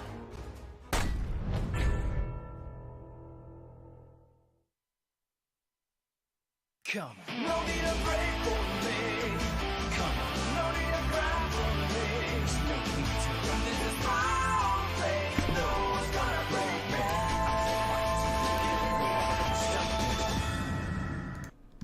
What's up, guys? Welcome back to the GCS Unofficial English broadcast. I am D2. With me is the Source. And as always, this is the $100,000 Taiwan Arena Valor League, featuring the best players, or best teams, I should say, in the world. And we are down to the last match of the regular season. It's going to be 1 versus SNG. And I finally figured out what this thing says. It's the finals. The championship is on November 3rd. I'm not sure if when the other matches are going to be played, but that's the finals. And tickets went on sale starting today. So, yeah, it says tickets are on sale. So I finally Google translated that. And then you can only buy them from GCS, I'm guessing? It says GCS limited something something. Anyway, go buy your limited tickets. edition GCS skins and all this other fun stuff. Probably not. But watching that LC spotlight again, I'm just looking at him like, Elsu is the god tier mid laner we never had. Elsu is the key to adding to the mid lane. Honestly, I think Elsu is a mid laner. I want to run him like mid lane Joker. I don't want to run him like a marksman. Screw putting him in the side lane. Give him to your mage. Give him to your most backline mage players and just destroy someone. Please do it. All right, well, let's take a look at one team for the moment. Lover, Shanyo, Tura, Ting, and Fanta. And it's Tura once more. You don't have our good old Hualin. I'm still okay with this just because they're not... this is... If you're any of these organizations in the bottom half, what you are doing right now is you are hard testing the players you're going to keep, and you are looking to see whether or not you can develop better talent. So Tura's in the hot seat. Yeah, no, right now it's Tura's chance to prove he's got more capability than he has shown, or to at least step up to Hualin's level, because we're big fans of Hualin. He's made crazy plays in situations you never thought he would. His Raz is good, his Lily is good, he plays the meta, and so I'm okay with them bringing him in here because this is a chance to see how far you can develop Tura. You know, you're gonna want the more expansive hero pool by being able to run a second mid laner over the course of the set of a series. SMG is a good team to do that against. They are on the up and up. SMG have been nigh unstoppable as of late. You can't beat them, and every single one of those games since they lost to Mad in Week 7 has been a 2-0. 2-0 J Team, 2-0 F Flash Wolves, 2-0 HKA, 2-0 Mad, 2-0 AHQ, and now you're up against one again. It has been kind of a steam train, so this is a good chance to test Tura. Wait, has SMG 2-0'd the entire league in these past few weeks? Let me figure it out. how many teams are there in the league? Well, we can they've just, two. we can just count. J So J Team 1, Flash Wolves, Flash HKA, Wolves. Wait, Mad, HQ. Someone's missing. wait. J Team, Flash Wolves, HKA, Mad, AHQ, MS, and MS. now No, one. they beat MS. Yeah. And now if one. they 2-0-1, they've 2-0'd the league. That's so funny. That is ridiculous. That said, that said, it's been a while since they 2-0'd Flash Wolves and J Team, so it's not like an indication going into the playoffs. But that is scary. If you've just they beat AHQ last week. Right, but if you just gotten off a run of 2-0ing the entire league in succession, that's scary going into the playoffs. I already threw my money. I put my money behind the members of SMG. I already think they're gonna win this. They're gonna win the playoffs. I think they're gonna beat out AHQ. HQ will not secure the position for J Team, and SMG will meet J Team in the finals. And sorry, J Team, I feel like SMG is just gonna pull it off. They have been pretty unstoppable for these weeks. Just literally speaking, they have not been stopped. So I mean, step 1, 2-0 the league. Step 2, 2-0 the finals. Step 3, 2-0 AIC. I mean, I know that it's more; those are like best of 5s or best of 7s, but it works. Yeah, it's gonna have to be. I think it's 5-5-7. I believe. Probably something like that. Is there a group stage? Group stage or what? No, I'm talking about the GCS final playoffs. Oh, GCS playoffs. Yeah. It's 5-5-7. Yeah. I mean, step 1, 2-0 the league. Step 2 take over the world. They just announced the path to victory. They just announced anoint them league champions. It's like, that's the wrong game. It's like, doesn't matter. Like, I don't get it. Anyway, they've transcended games. They are esports. They're like, and SMG is crowned NBA champion. What? What's going on? Like, they win the World Series. That sport's not even playing right now. Yeah, baseball is playing right now, but we still believe. Anyways, all of our memeing aside, this is a good opportunity for SMG to, again, if they 2-0 the league, they've proven that they can beat every single team in the league. There's nobody who can stand to them. There is nobody who can match them. Just one, their momentum was good, and two, we got to see them also bring out pretty solid drafting theory. First ban Lubu. They're going for something interesting here. They're one still targeting side lanes, but they're opening for an interesting first pick. Well, and they got the Ignis out, so now it's a 1-1 trade Richter Kricknack. Even so, that's something that they don't want to be seen in the draft. So, our clamoring for people to respect Lubu more is starting to come in fruition. Don't sleep on the Lubu. Like it wins a lot of lane matchups. It's very difficult to deal with. There were moments where we saw in the last game where NG almost shut down, like, I believe it was the Butterfly with that Lubu. Well, we're seeing the top teams really lead the charge as far as the meta is concerned, right? Because once Liang busted out the Amelie, we've seen Amelie on multiple teams now, including yesterday. And then from teams who didn't have the right to play it because they didn't do it very well, like Basin and HKA. But you see the Lubu being played by Sun twice in a row, and all of a sudden it's like, oh goodness, the Lubu is a thing now. So yeah, the top teams are saying these heroes are good. Let us show you how. And then the rest of the league is following suit. And I imagine there's going to be more of that to come from the other leagues around the world. Okay, so we get the Mage trade across the board. You take the Mina for the control. You want to put that on Fanta, but you yield the Richter. So you yield 2 high-priority ban targets and still give Hanzo a reasonably good mid laner. I feel like SMG already won the draft. Yeah, like this... I talked about it. I was like, we've seen SMG be the best drafters in this league on top of... I mean, the thing is, you and I could have drafted this, though. It's like... But even so, like, it shows two things. One, it shows teams still don't fully respect the Kricknack. And we did just see a Kricknack lose, but it tells me that teams don't respect what Kricknack can do, and Chi-Chi's Kricknack is good. The second thing is it's showing me that the mid laners are honestly a bit of a.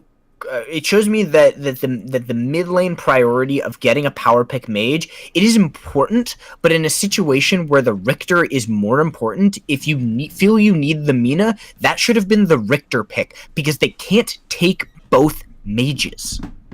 And if you can't play Raz and Liliana, you can't match that matchup, you're already in trouble. So that on its own, taking the Raz there is wrong. You should be taking the Richter. They're not going to take Raz and Liliana from you. You're going to get one or the other. You know what I think?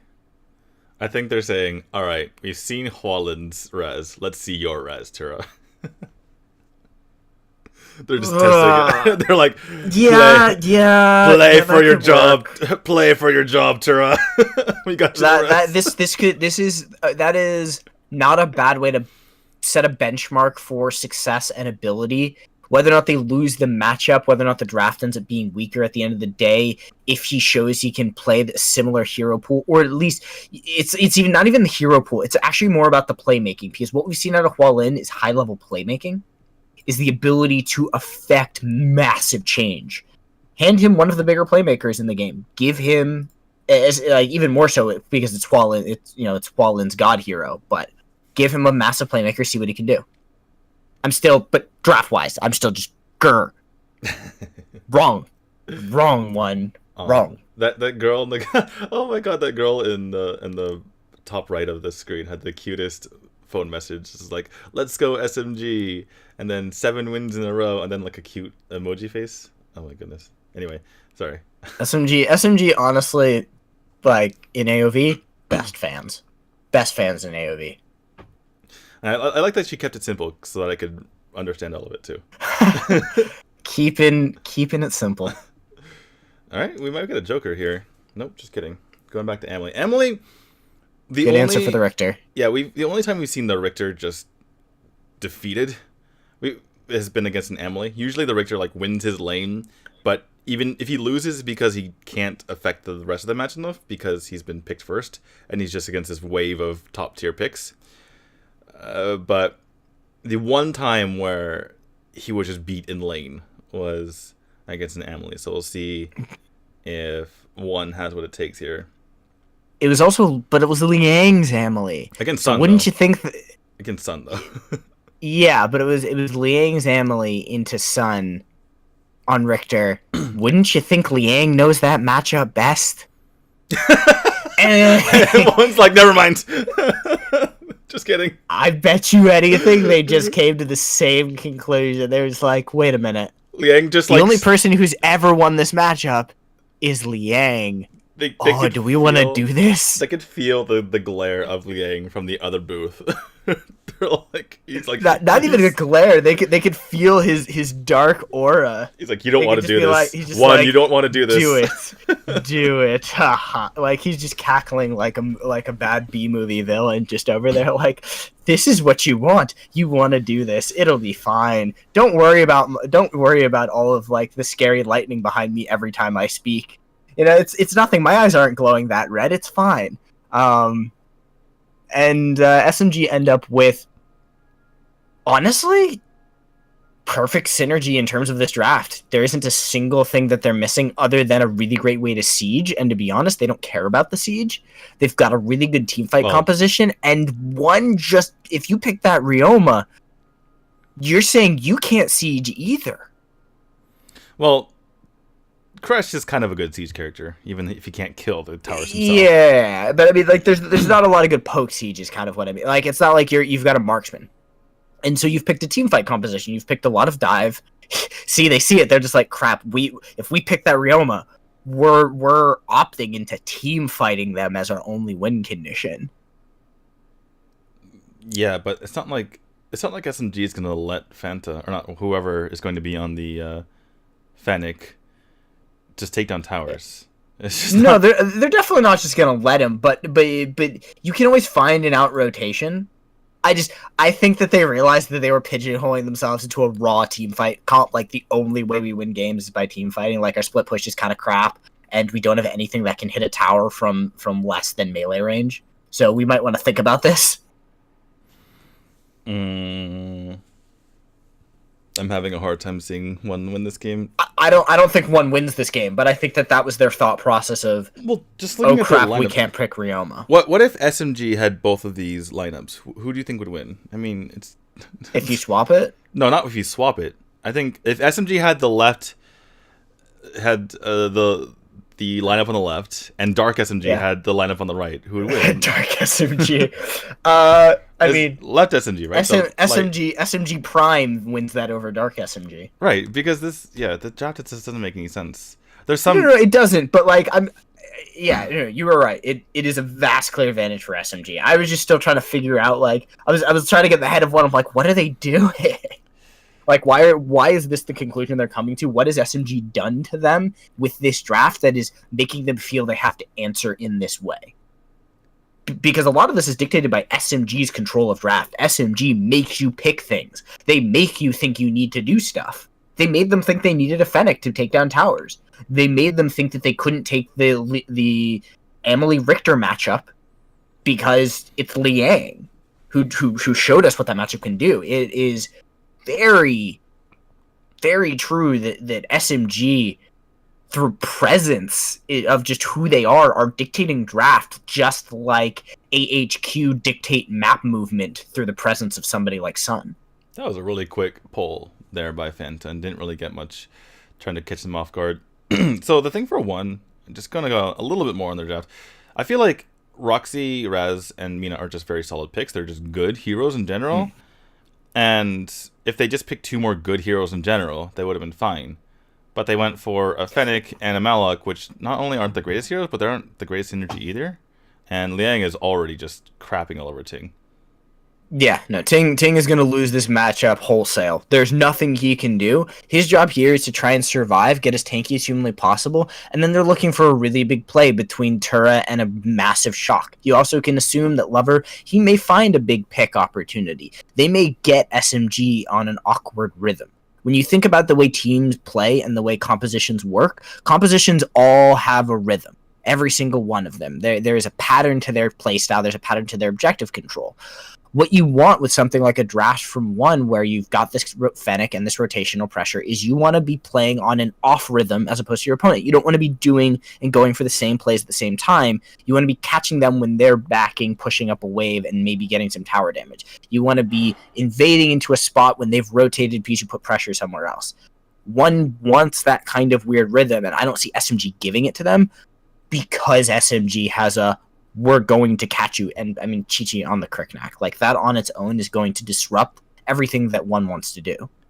I am just shaking my head right here, because 2 minutes in the game, every single part of the map, except for this take by Shanyo, every single part of the map has been owned by SMG. Every lane, both side lanes, the mid, there's been more positioning here for SMG. It's like, there's not one spot on the map, except for that last Spirit Sentinel, that's been advantageous for one. And I will say this.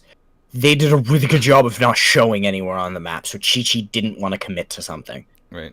Well, but that's, I mean, just free damage, and Lover's dead.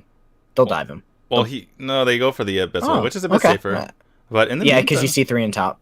In the meantime, Serenia does go down. So that's one thing that one has done well so far.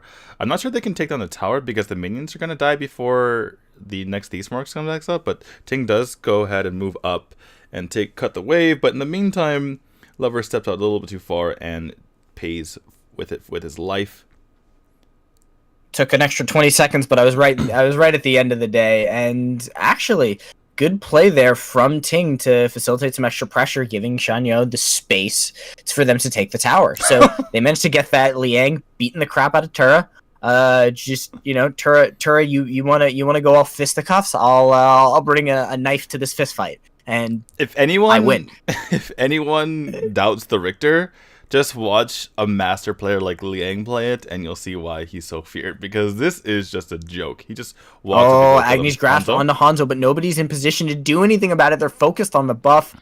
That could have been a kill. A Thief's Mark from Shanyo might have been the damage combo to set that up, but we see a dive. A little bit of damage on the Lover. Genji, he does have the Metamorphosis. He's zoning out from the side, looking for an opportunity now possibly to make a play onto Tura. He looked for the angle. The angle was good, but all they're going to manage to find is Fanta, and that is not the prime target for them to make the pick. So SMG burn the ultimate. It'll be back up in due time, but as a slight advantage lost, and we'll see whether or not they just commit to killing Lover. Oh, Lover. He thought about it. He considered walking forward, and this is going to be, I guess, a siege setup. Fanta takes some damage. Liang pops the ultimate.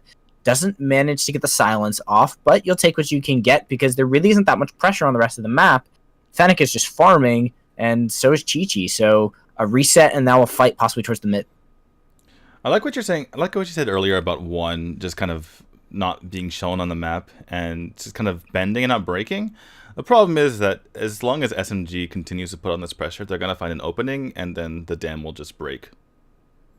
Yeah, the skill of the players of SMG dictates that you have to deal with them at some point.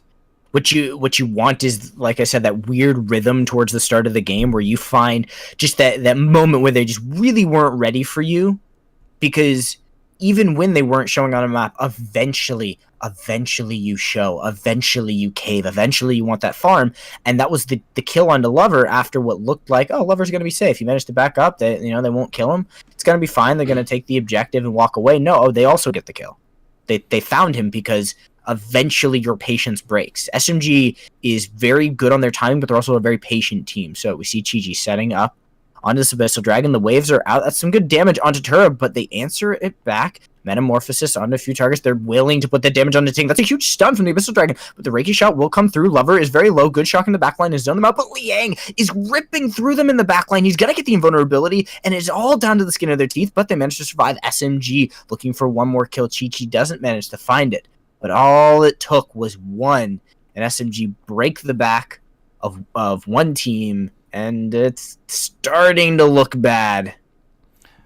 The key to that was obviously Liang as he jumped dead. into the back. Fanta's dead. They got him. Well, Liang might go down as well. Oh, great invulnerability. Oh my goodness, Liang's showing complete Liang's too good of Richter at the moment. Just knowing exactly when to pop that off. But Liang, in the team fight, he went 1v4. He got extremely low, but he got the other members very low as well. And if you can just even stay alive through fighting 1v4, you've done your job, but he even got damage onto them. It just goes to show how powerful he is. Genji just pops the ultimate just because, but yeah, it's just insane how he's able to control these team fights. And Shanyo went deep for that play, and he's gonna pay for it. Liang shows up, says, "Thank you, Fennec. I didn't realize I was going hunting for wild game today, but we'll catch him in a snare trap." And the rabbit, raccoon, squirrel. What is Fennec? Is he a squirrel? He's vermin. He's vermin of some sort. I don't know. Either way, Liang in his noble. Oh, he's crazy like a fox. Vector. He says I'm crazy. He's crazy like a fox. Okay, so he's a weird little blue fox, and Liang on the Richter, who's a king, went on a noble hunt, got his steeds together and his lords and ladies, and dear God, Shanyo was out of position. Now the pressure onto Fanta. Genji is just gonna hit him with his little knife for good measure. The thing is, he wasn't even that close to killing Serenia. No, that's why it was so weird. Which means that he's losing his patience. This whole hide behind towers thing has gotten to him, and he just went way too far, obviously. Lover's going to try to survive around here. Still has the Agnes grasp if he can try to pull someone under the tower. Genji, in the meantime, pulls the... I don't know if that was intentional. Maybe he just wanted to get the minion out as quickly as possible. So very well could have been, but SMG just kind of playing with their food at the moment, just being extremely aggressive around the map. And I like the fact that Genji, even though he's wasted a couple of ults, he's just being really just cavalier with using it, because he knows that these days Crush can get it out all the time. So you might as well, it's better to use it, not get use out of it, than to not use it in a situation that could have netted you kills. So I like his aggression, and they take one more tower down. I also like Chi-Chi's safety there. Chi-Chi was considering diving back in onto Lover and just knew he had the ultimate. He was looking for Lover to overuse the ultimate, and he waited. He didn't need to waste the dive. He didn't need to risk getting shut down as the Cricknack. They end up getting the tower eventually.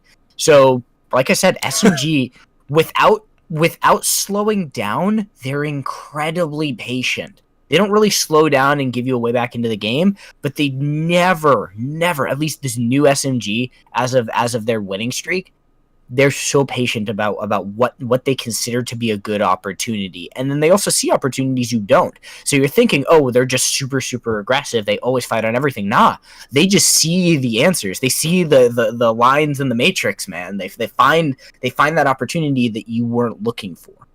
Yeah, and that's the misconception that a lot of worst teams make. They see these top teams be hyper aggressive, and they try to copy them by just being aggressive for aggressiveness' sake. But it's not like they're seeing opportunities; they're just jumping on nothing when it's not really there. Whereas SMG, when you see the aggression come out of them, they see an opportunity for themselves to take, and that's why they're pouncing at it. But in this particular case, there is no opportunity, so they're taking their time.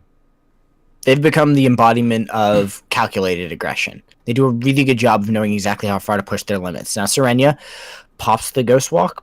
I mean, drawed two members down here. They're not going to be able to get this tower. The Thief's Mark was already used. The Shock, just a desperation shock by Ting. And here comes Hanzo just to show up to this. That's going to be the stun damage on the Ting. Meanwhile, on the other side, Lover is brought down. You get that in that picture-in-picture. Here's Genji and Chi-Chi. They did trade out Liang, but they're probably going to be willing to take this as Chi-Chi goes deep onto Turret. Oh. Nice knock back, but he finishes the job. That's going to be a second kill going over to Chi-Chi. They get the kill, and they still have a more than half health Drake. That's going to be high ground breached.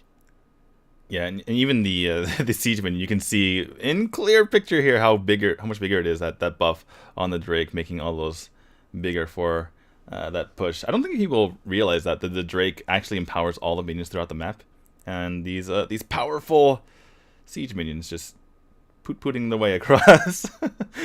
Are these like trains or something? Or tanks, I guess? Yeah, they're little siege tanks. They're like individual wheeled cannons.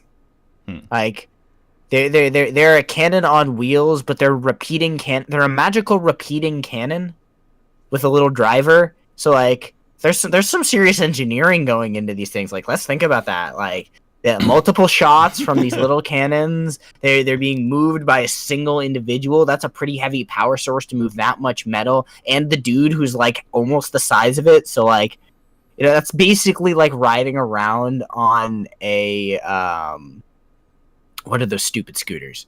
I think you've gone too deep. I think once we start getting into the engineering, I've gone way too deep. But like, there's nothing going on. Like right now, we're just SMG is just setting up their death push. They're gonna grab the Abyssal Dragon, and then they're probably just gonna end through bottom. I just wanted to mention the reason why teams deploy the Drake near the base. Segues. Well, I mean, they can. I like how they teams deploy the Drake near their own base so that they can have the minions line up because they're empowered and they can bulldoze through the opposing minions. So I think people understand the reason why they do that. It's a good strategy. The only time you want to pop Drake instantly is when you already have a minion wave built up.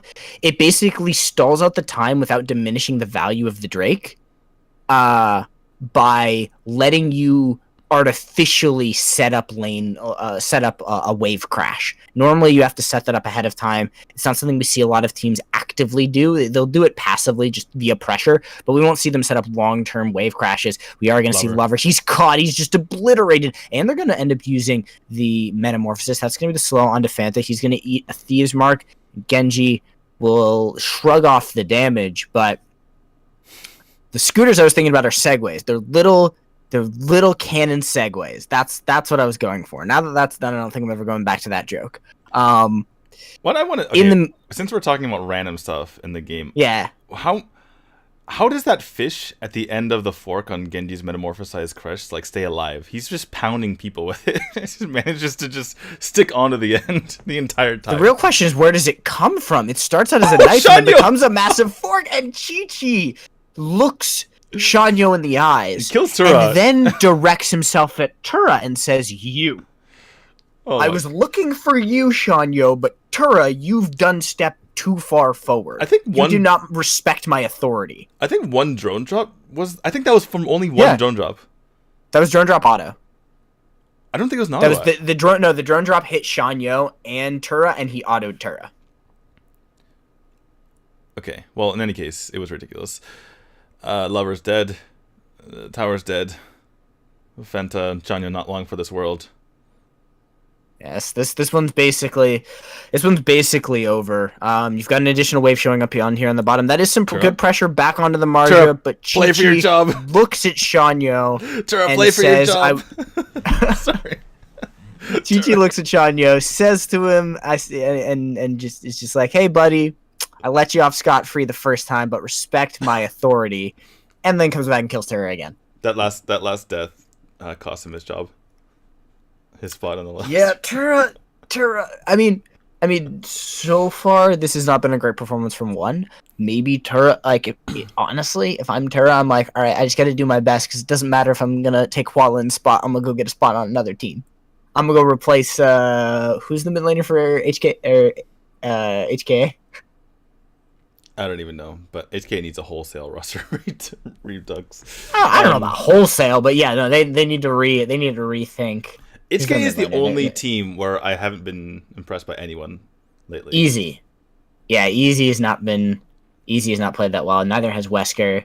Neither has Lancer. Basin has probably been their best player. Garnett as well. I'd say Basin and Garnett have been really good. That's not that's not a very good thing because I have no. Like I'd say that they've played the best on their team. It's a consolation prize, but I feel like HK's best player is not as good as the fourth best player on MS.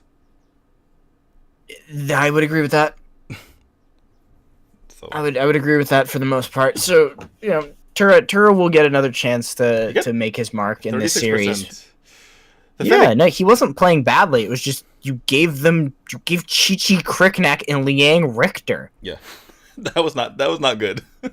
Like, to get a Mina Raz when you could have had Richter Mina and then picked up Raz or Liliana, whichever was left. Like, you shouldn't have given up the Kriknak in the first place, but at least there was space to maneuver. I don't know what they were thinking.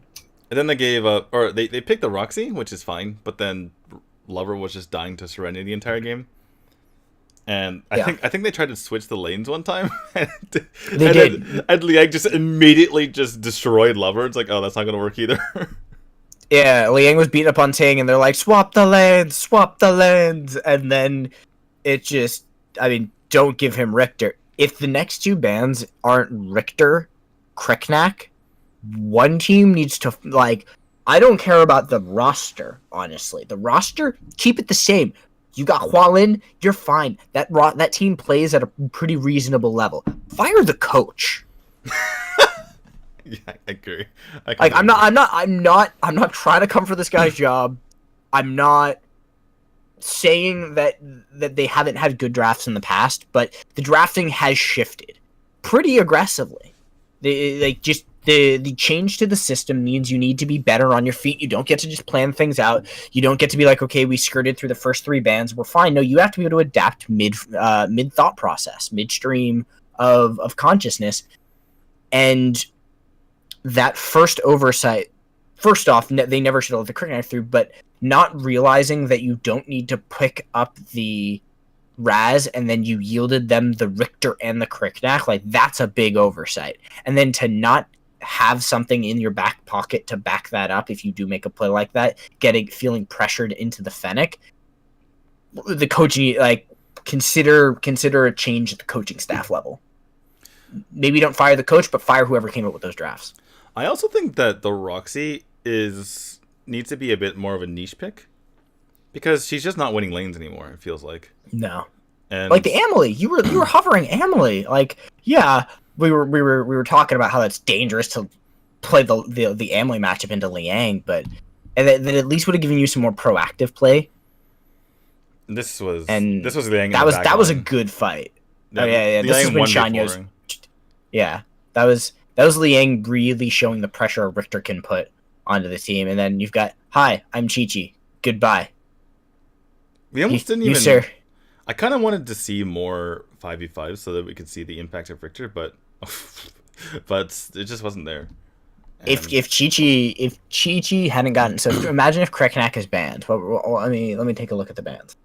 If Kriknak was banned there instead of Superman. Yeah, that's weird. Why? Superman was the second ban from one. If you banned Kriknak there, then it would have just been the Richter, and we probably would have seen more long-term team fights because you don't have a Kriknak destroying your everything, like putting pressure on the Raz, putting pressure on the Fennec, and that time where he hit them both, literally they did not respect the fact that they were standing next to each other. That on its own is massive. It's like you can group, but if you stack, you're dead. You're dead to a Cricknack who's just gonna destroy you. And he basically killed 2 targets. He killed Tura and forced Fennec to have to back. Like, that's effectively 2 targets dead in a team fight. I want to get back to the Roxy though, because yes. I feel like we need people who are like Roxy specialists, and you can't just pick up Roxy and play her anymore. The thing is, she's so much better for team fight focused reasons and killing and just picking up heroes like kind of a specialized Grak, that it has to be more like a Xenial or Max type pick, or maybe the old Wonder Woman or what have you. You can't just pick her to match out a lane. It has to be specifically geared toward team fighting. And I don't think that one team picked Roxy for the team fighting, because the rest of the team composition was just kind of all over the place. All right, SMG. I know you're thinking about this, taking your time. Please ban Cricknack. Don't be one of those teams that thinks you cannot deal with. You can just pretend it isn't real. Oh, they're gonna pretend it isn't real. And one get baited! I'm literally speechless.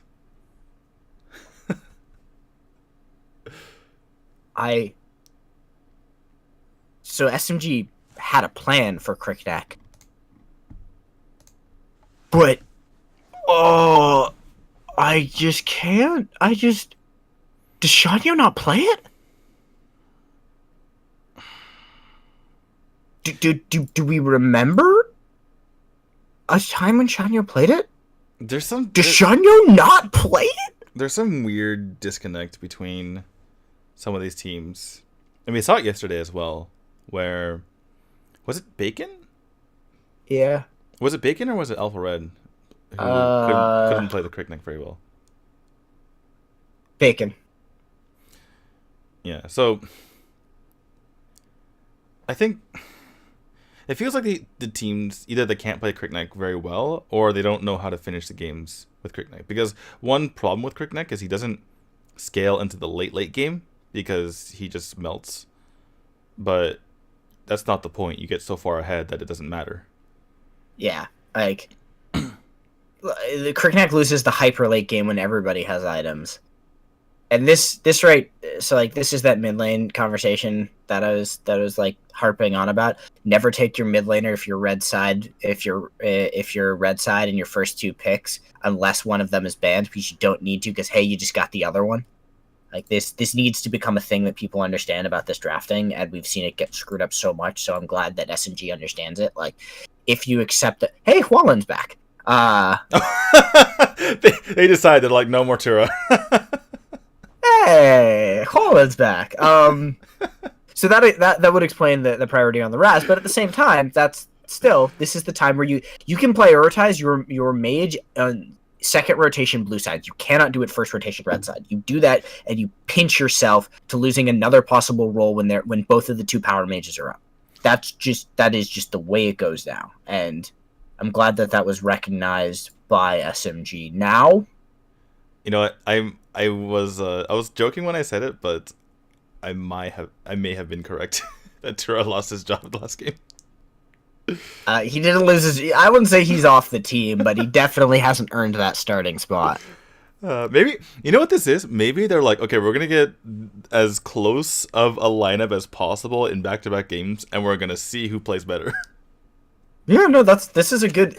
Of all the times that I know I've been harping on about one not performing, but you always want to be looking for the best possible result. This is still a good place for them to test themselves. This is still a good place for them to take... the opportunity to mess things up to see where their strengths actually lie. And no, I don't want the one coach to be fired.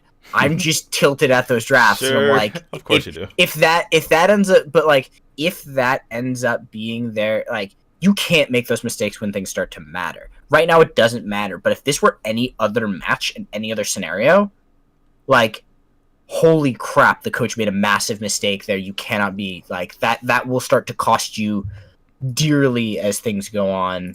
I want to take this opportunity to answer chat. Is Lubu a targeted ban from SMG? I don't believe so. I think that SMG thinks that Lubu is really good now, especially because Sun demolished people yesterday with Lubu. And it's just a strong side laner. It doesn't have a lot of hard counters.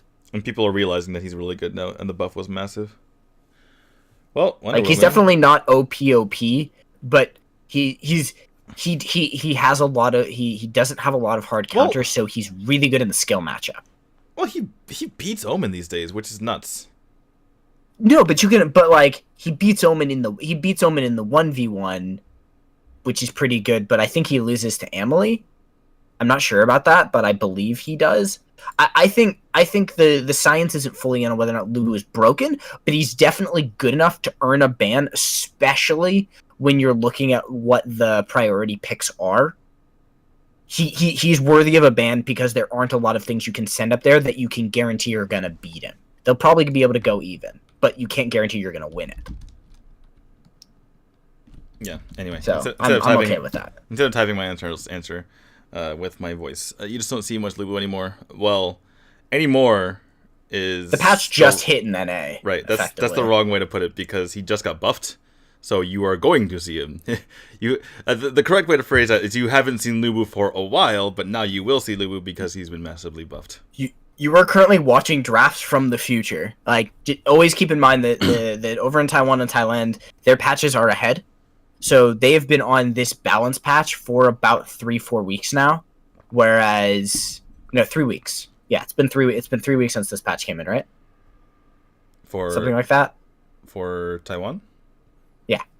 Yeah, it seems longer because we've been casting so many games, but yeah, it's been 3.5 weeks. Yeah, so 3.5 weeks. Whereas in NA, we just got this 2 days ago. Yep. So you will. Whether or not you necessarily see Lubu on ladder, you can definitely pay attention to the Valor series. These guys will be paying attention to what Lubu can do because he's won a couple of key matchups, and he's done it really convincingly. The games we've seen Lubu lost, it wasn't because the Lubu lost the lane. The Lubu lost because the rest of his team fell apart. I feel like you're going to see Lubu on the NA ladder 1 to 2 months from now. Oh, yeah. In 1 to 2 months. I'll be playing Lubu on the NA ladder tomorrow. Right, but that's you. we're going to see...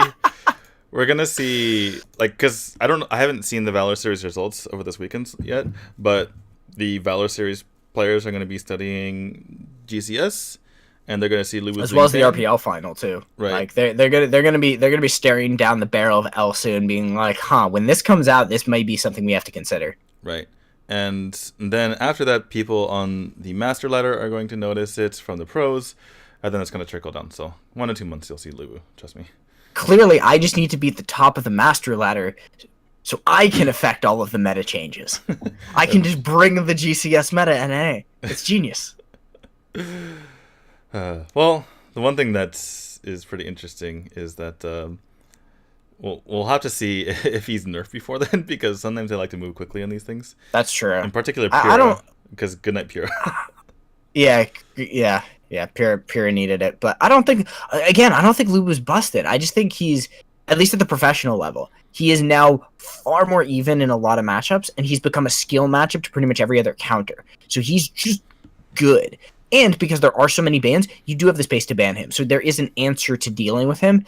I don't think he's necessarily a first pick, first ban every time, every team, every scenario, but he definitely needs to earn respect on what he can win you in a matchup. His pushing isn't necessarily as good as something like an Omen, but he'll win duels you weren't expecting him to win before, and that's gonna be Shanyo putting a little pressure on the Hanzo. So far, we haven't seen anybody really push any massive aggression. I'm waiting for that kill from Chi-Chi up in the top half of the map, Serenia being put under a little bit of pressure, but it looks like it's going to be the rotation. They did not find the level 4 gank, and now damage on a Genji, but he's surviving. Hua Lin doesn't manage to set that up very well, and it is a 5-man rotation. Arm is heading back top. This could be just a free objective for SMG, and if one thinks they can fight this, they are massively mistaken. Fanta, Shanyo, you don't want to go in on this. Actually, they managed to steal it away, but dead jungler and probably dead Ting as well. They can easily dive that. Nope. Good ultimate. Yeah, people sometimes underestimate how Ting. Oh no! The bait is still in. They're fighting in the jungle. That's gonna be a pull in by Fanta. Just an objective steal, just to even things out. Looks like they'll grab that. It's gonna be Chi-Chi. God, every time Fanta's in a really dangerous position, I'm waiting for them to turn on him, but he's had just the right amount of positioning to make SMG fear diving too far. Yeah, we've always talked about Fanta's positioning, and it looks like it's getting a little bit better this time. Between playing around his team and still maintaining that aggression. But I have a little bit of a swap here as Hanzo tried to cover for the top lane. They're going to be going back now, but Fanta goes for the Dark Dominion, gets a lot of damage. Here comes the snare onto Hanzo as well. He's going to be taken out extremely quickly, but coming in with Shiji on Shanyo, he's absolutely deleted there. Hualin! Well, yeah. Hualin coming in there, able to take out the return kill onto Liang before that all went down. They're trying to jump on him right now, and Hualin just gets out of there. Lover is in a lot of trouble, but she's extremely tanky. Genji has to jump out of there for a moment. Oh my god, King comes in with the lasso, pulls himself in, and Hualin finishes off Chi-Chi. So all of a sudden, Hualin making all the difference. Genji's going to potentially go down as well. Got pulled in by the lasso, and wow, what a difference a mid can make. I mean, you can't sleep on Lubu, but I mean, I think we just slept on Hualin's Raz. We just were like, oh yeah, it's Hualin. Oh yeah, Hualin's in the game. Oh yeah, his Raz is unbearably strong. Serenia with the bungee cord. Then just went base jumping. That cool. It's like trying to lasso him. He tried to lasso him, and he's like, "Nope, I got my hook in the ground already." It's like I got my steak. You're not pushing me back. Oh, that was beautiful.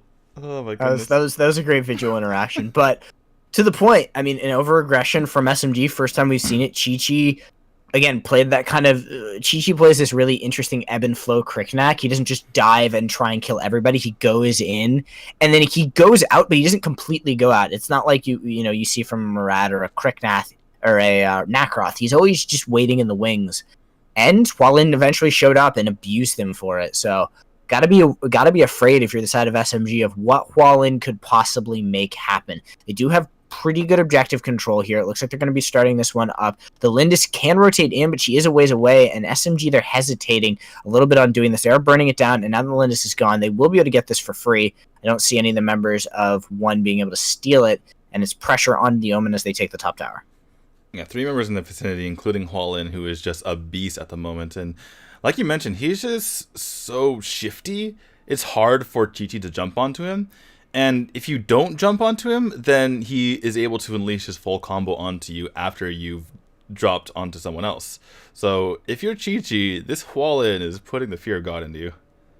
Yeah, you honestly need to answer him, because the original play there made in the Spirit Sentinel pit was a Death's Embrace onto Shanyo, try and finish off that Lindis, take that off the table, but it didn't end up working out. It ended up backfiring. Here's going to play onto Serenia. Serenia is surviving. He's going to be able to get a lot of damage on Hualin. Hualin is now a non-factor. Chi-Chi needs to catch up. That's a huge metamorphosis. Genji's going to get the slow. Genji might just kill Hualin on his own. Now they're going to be able to turn the pressure onto Ting. He does not have the Bracelets of Submission. They can possibly keep diving this. They are going to go in. Hanzo goes deep. Ting goes down. Can they finish pressure on Shanyo? The Reiki shot is there. That'll make him have to walk away. And Genji, with the calculated health, will walk away, jump back, shield his team. Tower is going to be going down, and we even have Omen pressuring in the mid lane as well. Yeah, and calculated is absolutely correct, because he was intentionally taking those shots the entire time, wanting to protect his literal brother in Hanzo there.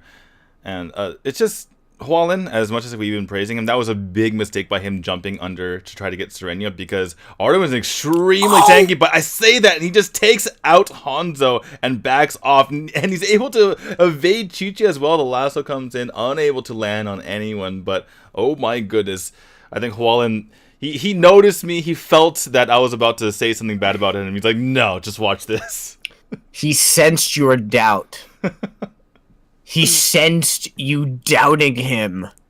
Hualin is the Flash Wolves of mid laners. The moment you doubt him, he makes something stupid happen.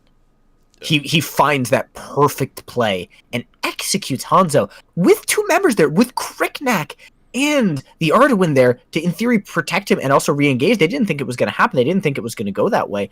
Genji forced to use the Metamorphosis out because he fears for his life. Hualin was waiting off to the side, and he was being pressured by Alindis, who had that red buff, and now has worn out, and Genji is just going to be starting up.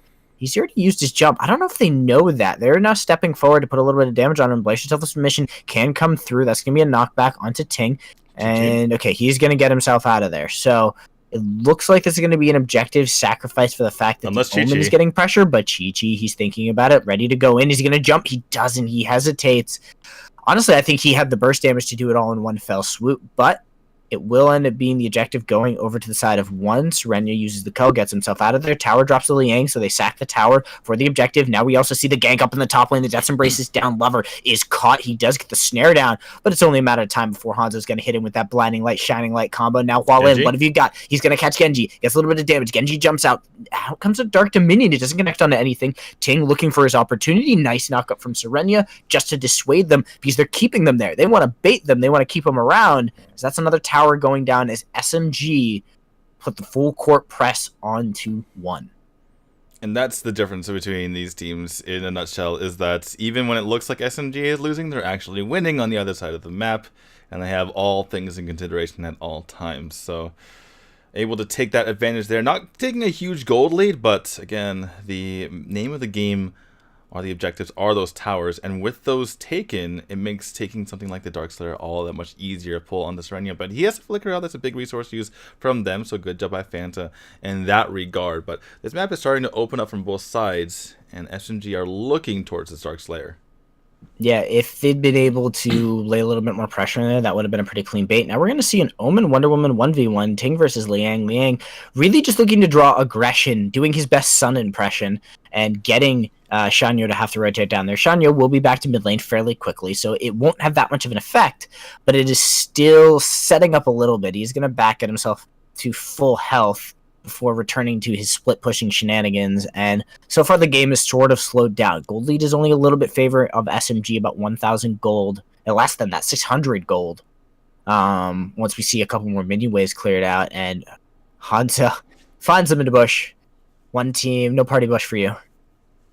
You're seeing really good play out of Shanyo, and this is something that we've consistently seen is like really good Lindis play. It feels like a comfort pick for a lot of these junglers, especially because it's been part of the meta for so long now. So I think it's part of the reason why we're seeing these questionable jungle picks is because you see Shanyo just loving to play in the Lindis, and maybe that doesn't have that ability to do that otherwise. But that all said, like you mentioned, this game is evening out. SMG, it seems like the gold is just kind of penduluming back and forth between these two teams as SMG has opened up a 1,100 gold lead without even having gotten any kills or objectives. But some more pressure on here. Wow, great flicker Death's Embrace here onto Fanta. Are they able to take him out? Lots of pulls, but not much damage coming onto SMG as Wonder Woman just doesn't have the damage at the moment. Metamorphosis popped here to try to catch out Hualin, but not going to get anything done in the end. Hanzo very aggressive with that Shining Light combo up in there, but in the meantime, they're going to be taking the Enraged Abyssal Dragon, and one doesn't see it quite yet. Yeah, and that's... yes, Shanyo is playing better on that Lindis. He is playing more comfortably. He didn't get pinched as hard. That's going to be the snare actually onto Hanzo. Genji and Chi-Chi will get the... Hanzo gets away. He gets away from Hualin. There's a Reiki shot chasing. Chi-Chi's thinking about it. I don't think he'll dive for that. There's no real point in that. He can take control over the rest of the map. But the point there being... yeah, you got Hualin on something more confidently. Yeah, the bleed is not ballooning the same way. You still gave up the Cricknack. You could have banned that. You could have taken that away. And I think even with a more comfortable jungler, even with the Lindis, who honestly is the other S-tier jungler in the meta, she, as far as difficulty, or is one of the other two, I'm still 50-50 on whether or not I keep Violet in S-tier or A-tier. But even with him on something that comfortable, it's still not building mass advantage. It's not putting constant pressure on the map. Even when it's been rotating well, it's still one step behind SMG. Well, that all said, Shanyo's still trying to do his best on this Lindis. Has the right buff, so could chase someone down if he gets the opportunity, but SMG is coming full force to try to force them out of this jungle. Here comes the Metamorphosis, not going to land on anyone. Genji extremely trigger happy with that one. Not going to get any damage on anyone at the moment, but as we say that, there's a little bit of duel between Liang and Ting in that bottom lane as they continue to push in. Can they take out this tower? Yes, they can. Hanzo with all that damage coming from Lilia. Oh my goodness, so much damage on the Phantom, nearly taking out with that terrifying plague, but not able to secure it in the end. Still trying to push into these towers. They don't have that much of a gold lead, so it's not that they can easily take these. Genji taking a lot of damage here from Shanya with that might buff. GG extremely low and could possibly... Oh, I wish they went back. Just kidding. He's able to run away there. Doesn't decide to commit the drone drop. Yeah, honestly, I think SMG need to reset. They used a lot of resources over that last few fight. I mean, actually, ultimates are all back up. They're just down a flicker. And, they get wall in. Serenia with the 1v1 outplay. Now Genji gets pulled back in. He's possibly going to die. No, he's got Metamorphosis. Not yet. But he doesn't have the rage yet. He's so close to being able to get that. Hualin is Shanya? just... With him off the board, it's really difficult for them to step up. Shanyo is really their only damage in that scenario. And they will kill Liang. And they actually get Chi-Chi in that. So a fight on the other side of the map goes in favor of one team. The lack of the reset from SMG comes back to bite them. Yeah, throughout all of these fights, they were extremely low on health, and you can see why they didn't want to reset and give up map positioning. The instant that everyone backs to their base is the instant one just jumps on the Darkslayer and burns it down and starts reversing this game. So I can see why they didn't want to go for that, but in the end, it probably would have been better to maybe cycle the backs and feign pressure, because they allowed one to take these fights. Yeah, now you're getting one back out onto the map. They steal away a blue buff. They'll be able to get the full buff set up onto Shanyo, which opens up the possibility of you getting that one pick and that chase down. Over on the other side, SMG, they're not super far ahead in terms of gold. That those items aren't that good. Yeah, Chi-Chi can fall. Oh, they've got Hanzo. Wow, that changes everything. That pickoff was really good there, coming from Fanta, just popping that flicker. Oh, and didn't actually have the flicker, just came off cooldown right now, so just got it out of position there. Genji trying to hold off with its Metamorphosis, but unable to push the minion wave back, which means this middle tower is going to go down. Continuing forward is one at the moment. No, they're going to go ahead and back off. We see in the bottom half of our map that Liang was pushing in, which does force back Ting. Could have a fight here as Serenia gets pushed up. Oh my goodness, just deleted, and he's one of the more tanky side laners in the game there. One starting to come alive. Yeah, and these are deaths on literally the Dark Dominion timer. As soon as that's up, Fanta looks for the opportunity, and he's found it twice. So that's going to be a major objective being put in the hands of one. They are balancing out that composition. They are getting deeper into those plays, and you just have to say, Hualin is keeping them in the game. That's 2 pickoffs off of the back of him and his combination work with Fanta. And if you don't see those, it starts to become a problem for one, but they've found 2 of them. They're very good. Liang, if you show yourself on this wave, Liang is dead. Hanzo. Oh. Hanzo just saved Liang too. Dear God, if Hanzo hadn't watched up to that, they probably would have been willing to just jump Liang and kill him. And the items, the biggest problem is the gold isn't getting out of control, so the items are even, so Chi-Chi is losing effectiveness. And the funny thing is that, strangely enough, the vision here from the Linus, which you don't really think about all that often, is providing a huge benefit to them as they're able to catch these members out and in these bushes. But still more pressure coming out of the mid. The Drake is out, so all of the minions pushing in have that increased size, but they're also doing more damage as well. Lian taking a ton of damage, but that's okay. He's going to use Untouchable to go ahead and get on out of there. But one has officially taken the gold lead. Drake is still pushing on to mid. And they're going to try to make this work, but the minions are all dead at the moment, so they shift their way over the top lane. Yeah, pretty significant misplay by SMG, not to back when they had that opportunity to give up those deaths, then get picked twice in a row, stall out the game for 2.5 minutes, and now one with the gold advantage. There is still place for Chi-Chi to grow. Chi-Chi can still get stronger, but Liang? We're seeing the lack of wave clear. 5 going to Liang. Oh my God, the hunt is on. Are his teammates going to make it in time? That's going to be the Dark Dominion. Is he going to get off an Untouchable? Well, no, he doesn't. They used everything on them. They did, but now there's the braces of submission, the damage on the Hanzo. Are they going to be able to get anything? Huge Metamorphosis, but there isn't a lot of opportunity. They're very concerned about diving back in onto this. Genji is eating up a lot of damage. He's going to get pulled back in and now being ripped apart by this Linda Shanyo. He stepped forward. That's another pullback hit. Fanta and Tang are just grabbing targets, and even with all of those ultimates burned, even with all of those resources expended, it doesn't matter if you keep finding individual staggered deaths. And the crazy thing about this is, again, I feel like Hualin is making all of this happen, because without his amazing play, without the reliable damage coming from the backline, I feel like one wouldn't be able to make this 3 super heavy frontline composition work. They would just not have the damage if Hualin wasn't outputting it like crazy, not to mention Chanyo doing his job as well. So one team really coming alive. And the biggest thing as well, just to talk about this combination, is Fanta. We always talk about him being ultra aggressive. If Hualin's there backing it up, it's not ultra anymore. It's just completely normal aggression that's leading to kills. Yeah, the most we hadn't gotten to talk about this a lot, but there's a little bit of a lack of wave clear on the side of SMG. They do have to kind of put bodies forward to wave clear, and we've seen that drop 2 towers now, even possibly a third, basically for free. If they get the wave set up, it does become a problem. Now, the ARM matchup into Liang is actually kind of an issue, and it looks like SMG have realized they have an opportunity here to catch a target. A 4v4 is a great fight setup for them. But, I mean, I'm not even sure if it's the reliable damage from Hualin, but they do catch Liang. Again, he dies! Huge resistance of submission. That's going to pressure out Hanzo. Serenia is down, and Liang is just off when it comes to these rotations. The timings are just not there. The team doesn't get there in time. Top tower, it depends on how quickly Chi-Chi can clear out those minions. If Chi-Chi clears out those minions without dying to the Lindis, he's fine. And he manages to get the wall, so they'll have a reprieve in terms of waves in the bottom lane for a little while.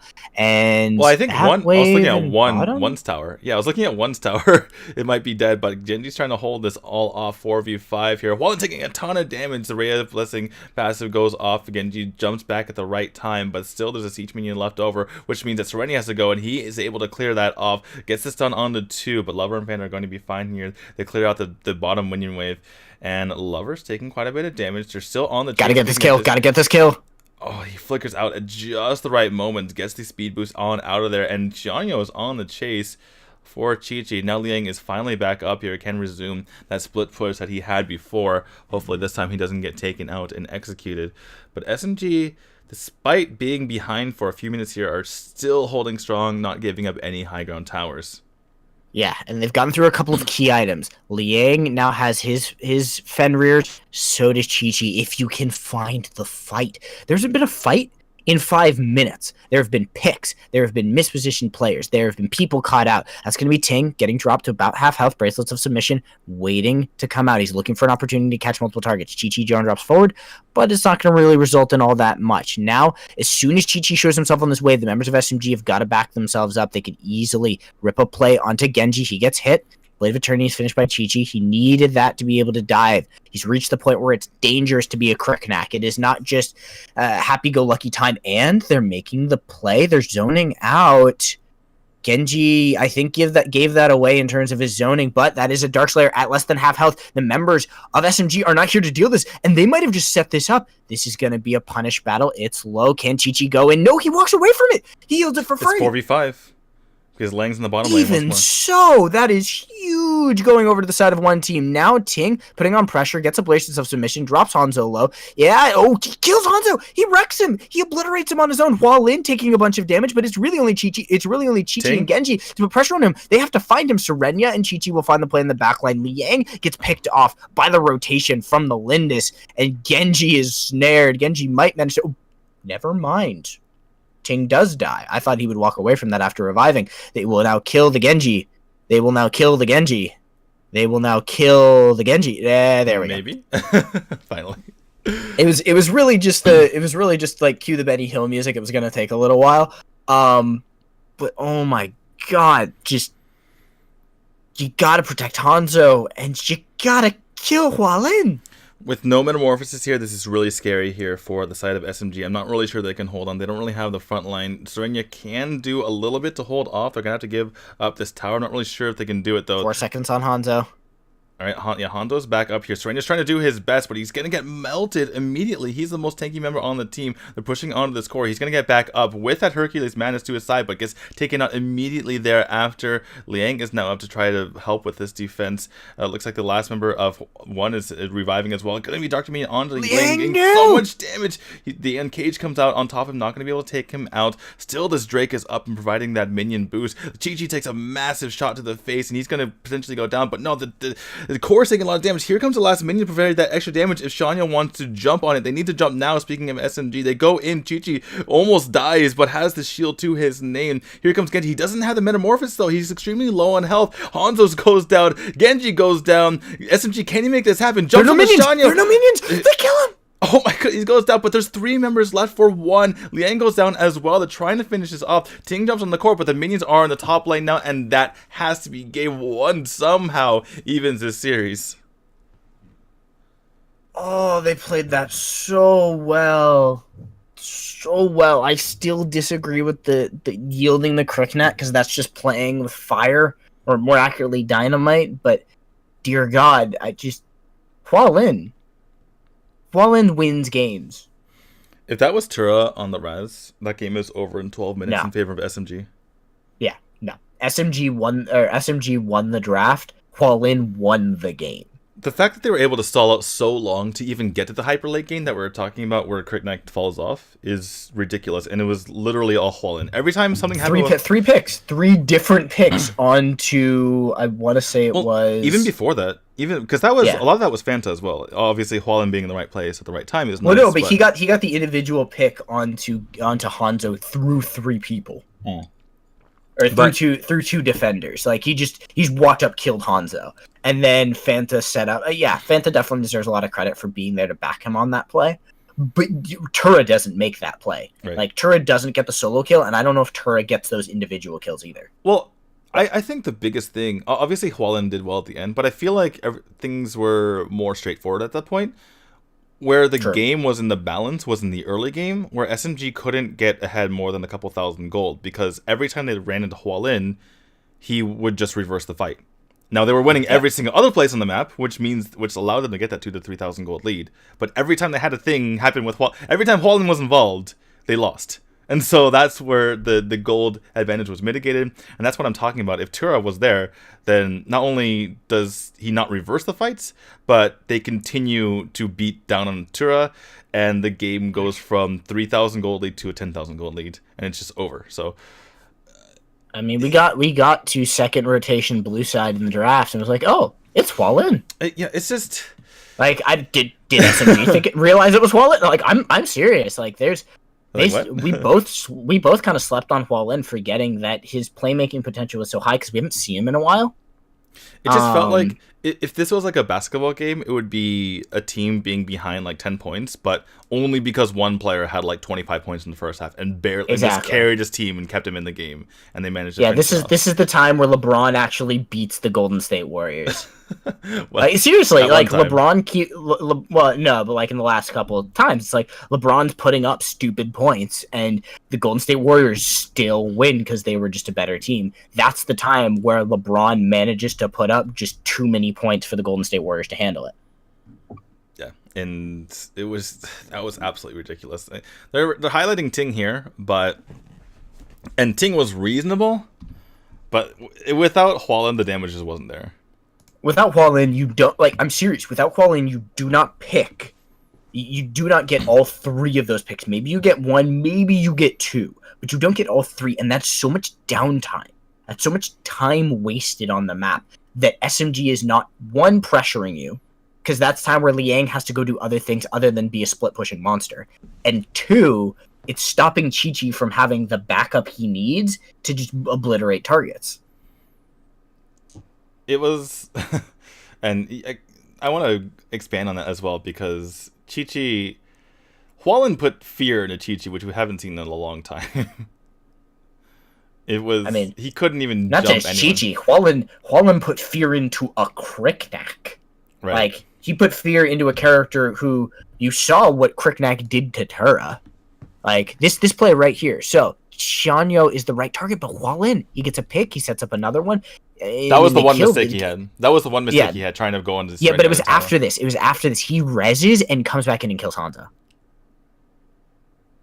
This right here. This right here. Tura doesn't do that. Tura doesn't do that. 15 seconds. Tura doesn't, like, Tura maybe gets that one, but, like, just so huge. And Hualin's alive. If Hualin's dead there, Genji doesn't necessarily have to keep chasing. Genji got baited. to chase the Hua Lin. If he backs up instantly, they now have 4 people on the defense instead of 3. Because and not just that, Hanzo would have been back up too. Well, the fact that Genji chased him that direction, Liang was still on the bottom of the map. So he actually brought members to Liang, which was bad as well. So, which brings me to my next point, is Omen being slightly overrated? I feel like if that was... if that was an Emily, he could have done better to run away / take members down with him. I think Omen's moved to A tier over S. He's still good. He's still annoying. He's right? like we saw what Yuzin did with him in their first game, with just how hard his split push is. He can still kill. He can still set up in team fights. Death's Embrace is still a massive tool. But I'm willing to agree. I'm willing to shift him to something closer to an A tier, because he's not winning the same matchups he used to. Whereas you've got Richter at tier 1, Emily honestly at tier 1, Lubu. Well, the other thing is they picked him so early. He was first pick along with Crickneck, and that could have been an That could have been the Mina. Yeah, if of anything, to me, it should have been Mina. Mina would have been the thing you take away from Fanta. And I hope they realize that priority, because Fanta as a player is really good at laying in pressure if you give him the space to do so. Same, like, the Mina players in this league are really good at keeping track of what's going on, and now they're baiting them, but the Lindis is off the board, so I think they just made a statement in the previous game where, okay, we can find a way to handle your Crickneck, but you just, I mean, Hua Lin's in, and you've got the Raz, but are they gonna you don't have Lindis. Are they going to pick Rasmina again? Probably. Which is again going to be wrong in the circumstance, okay, because it's Hua Lin. I'm more okay with it because it's Hua Lin, and I think that's what they're debating. They're realizing that the Rasmina, in theory, you don't need to pick your mid laner, but you might want to pick Raz for Hua Lin because his playmaking potential is so high. This is a time where an individual player pick can supersede any kind of counter pick. Like, it's just too good to have Raz Mina for Fanta. Richter, you're gonna lose the Raz, so you better be ready for that, Hua Lin. I mean, he can be. He definitely can be, but I want to see the Snap Emily here, because it's gonna get banned if they don't pick. Oh yeah, Emily Liliana. Because if or maybe yield the Lily and go for a Jin or combo, or Emily Raz. That's the pick. Well, let's explain the Emily, because we've seen Liang with Emily beat Sun. So for certain, Liang on Emily can beat whoever they have on whoever on one plays him. I still don't get the Superman ban. That literally doesn't make any sense to me. Like, Superman's okay, but you can counter him with plenty of stuff. So that pick is really weird to me. Who even plays Superman? Serenia? Technically. By the way, thanks to Devil for the host. Thanks, Devil. Emily Raz. So you take the Raz away from Hua Lin because they opted into the Richter. For some reason, my brain didn't register that Richter made it through. I don't necessarily know about the Arum ban. I won't say that that's bad from SMG, but it's not strictly necessary. And now you're asking yourself, okay, Hua Lin, what can you play? Because I know your Liliana is going to be okay. That's not in dispute. You've made plays on Lily, but we've now taken your Raz, given it to Hanzo, who's more than a good Raz. We've now matched the Richter you thought was a good pick with the Emily. We still have the Crickneck, and now you're pinched in the jungle. Your jungler options are limited. Yeah, and especially because they were not willing to pick the Lindis earlier. But the Lindis was banned. The Lindis was banned second, so they recognized, okay, Lindis was an issue. No, from SMG. That's what I'm saying. That they've shown that they really don't want to take anything other than Lindis, and so now that there's no Lindis, it's what do they do, right? I do like the Arum ban though, because it was kind of another wedge into the Crickneck situation where he didn't really want to jump in. And especially when everything became 5v5 and they were rotating as a team with Arum in there. It was just very difficult for Liang to get in the back line. So, Xenial ban could set up a jungler like Zill which we've seen had trouble against Xenial. Can they play Butterfly? I don't think they're playing Butterfly. I think they're thinking about Zill or something like that. Alright, fine. Zill's okay too. But I'm looking at this, I'm like, last pick Butterfly. Last pick Butterfly 1. Like, that would be how you do it. That is true. That would be like the double reset potential, the all-in dive, the Richter Butterfly Tulin onto anything on this team so far. That's gonna die. Maybe Amelie. Amelie's the one space where you might get overbaited and you might get outsmarted, and it might really become a problem. But still, like, you can kill Kriknak with that combo, like, every time. Yeah, and if Kriknak jumps into the backline, you just jump right back on top of him. So SMG again trying to squeeze out some of these junglers, taking out the Violet, who can be kind of annoying if you are a Kriknak, since she can do her work from so far away. Malik gets picked, immediate Marja and the Yevoneth. Is this 3 weeks ago? How people don't realize that Malik just loses to Marja? Yeah. Like, have people forgotten? Is Serenia gonna teach Ting? Teach him the way. Well, either way, even if one switches these lanes, it's not great because Chi-Chi will still, or sorry, the Amelie will still beat the Malik, and then the Shoujo. Batman, do it, last game of the season, do it. Just for the shits and giggles, right? Oh my goodness. Don't play Fennec. It's a trap. It's a trap. Haven't we gone through this before? We've been down this road. Look, he's fighting him. He's like, let me play Batman. Oh no. Oh no. That was this series, right? When the Fennec came out and didn't do anything. It was exactly Fennec Malik, where I was like, those aren't good picks. It literally did nothing. It was Mina, Raz, Roxy, Fennec, Malik. Literally did nothing. So the only difference is the Raz is a Tulin and Roxy. The Richter. So Tulin and Richter are technically better considering Hualin is on the mage rather than Tura. Tura Tulin's throwing me off. Anyway. Tura's Tulin. Hualin's... I got nothing. Okay. Anyway. In theory, their lineup is better. It still got rocked game 1. Oh. It hurts. It does hurt. I mean, their lineup is better. Is their lineup better than SMG's? No. SMG still have the Kriknak, and the answer of Hualin's Raz to kind of beat him up isn't there. There also isn't an Aram to be able to do that, and you've put Shanyo on a weaker, if not a slightly less comfortable jungler. So not only less comfortable, but also probably weaker. Because Fennec, although has been pocketed in the meta, isn't all that great. You are likely to lose the Richter-Amelie fight because you prioritized Richter over getting the Raz in that scenario, which I said was the wrong play the first time. It's still technically wrong, but I would have accepted it because you put Hualin on his Raz.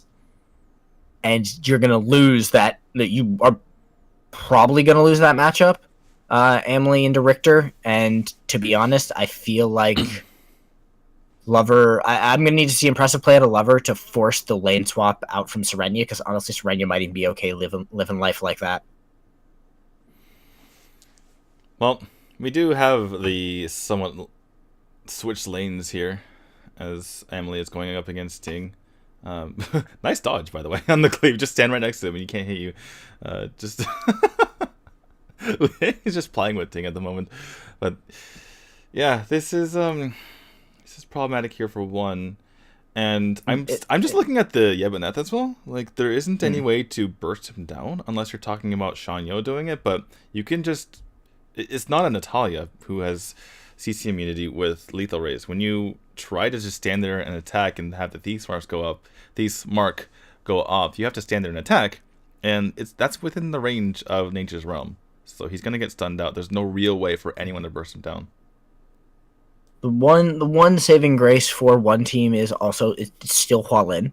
Hualin is on a lower playmaker, but still a possible playmaker. We did see, I believe that was in the previous series, the Tulin come through and almost reset multiple times and kill a lot of people. So there's potential there. We're gonna see Genji take a bit of pressure from Fanta and Shanyo, but there's nothing for them to steal. And I mean, Hanzo may not be Hualin on Raz, but he's still a decent Raz player. He's still not going to yield free positioning. And we do see the preemptive play here. That's a good knockup from Lover. He definitely understands how to set up that initial play, but depending on how long this goes, I think they're yielding There's 5 here. Yeah, it's not. They're yielding it. They're not going to rotate. Especially with how quickly they're able to take it down. If they would have to just completely dive into there to try to make that happen. Liang, on the other hand, trying to trade out, taking out this Spirit Sentinel, able to do that with that increased damage from the duel. Shanyo, you saw almost didn't. He doesn't have punish. Like, that was close. It was pretty close, but you saw Shanyo try to steal it by just auto attacking into the air and hoping it landed, which was pretty funny to see. But yeah, at the end of it all, SMG down about 500-ish gold. They should be fine still. The one thing is that one really can't take team fights all that well, other than a crazy engage from Lover. But we'll have to see how that works, because their backline feels like they're gonna get smashed on if Chi-Chi and Hanzo and Liang have their way. But, whoa, Genji gets pulled in there. It's a dark Genji. Wow, completely dead. Okay, if one continues to do that, then they certainly have a chance this game. And that's the power of Phantasmina. I mean, they may even take this tower. That's going to shock forward. They're going to use everything they've got. This is the strategy we haven't seen out of many of the Fennec teams. They avoid letting you have the lane opportunity. Emily, are you dead? Question mark. You're going to be caught. That is a foregone conclusion. You will be caught. The question is, are you going to die? Puts the pressure onto Hualin. What a flicker. Wow. He actually popped the ult as well, not believing he'd get out, but then he got out anyway. So that was interesting. But I believe he could have stayed alive even if he hadn't popped that flicker, because he popped the ult at the right time. And he probably would have been down a quarter health. But Emily's really tanky these days, so have to keep that in mind. Now, one team have already shown me more in this game than they showed the entire game 1. Because the coordination that they had to take that out was very well done. And that's what they need to do from this point forward, is just to have everyone rotate as a team and take out towers one by one. Because that's how you make finding the Genji kills from Fanta. That's where this opens up the possibilities, is just pick after pick after pick after pick. That's how they won the last game. That's how they brought themselves back into it. Serenia will get beat up by Lover, but he should be okay. Do they have to switch these lanes? Serenia's not having a good time. Depends on, do you kill the Malik right here? They're calling that the Malik is going to die. They're saying finish the objective. There isn't a wave there, so honestly that was mistimed from SMG. They end up technically behind at the end of the day, and now Lover is proxying wave. Tower should be fine because there's no siege meetings at the moment. Serenia should be able to take it out, especially with Ghostwalk. Genji's coming over to go ahead and help. The Ghostwalk comes out here because I don't believe Serenia wanted to take damage from that Thief's Mark. That's one thing about that. You can just nullify things like that, which is really nice. But gets out of there. It's just fine. And one is still ahead about 1,000 gold. Now, they've slowed down as far as their push is concerned, though, so they haven't really been able to do what they did earlier, but that said, Genji, oh my god, lots of damage coming out, and he just melts, so, unfortunately... My problem is support Yeboneth. Stop picking it. Stop picking support Yeboneth. It doesn't work. Well, it never gets tanky enough. It never gets tanky enough, fast enough.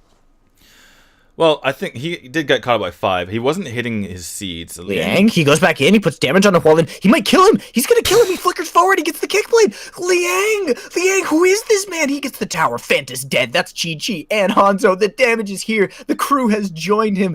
Oh my god, Liang is a god. Son, he is now taking another step up to your throne. You best pull your sword to be ready to defend yourself, because Liang is coming for your head.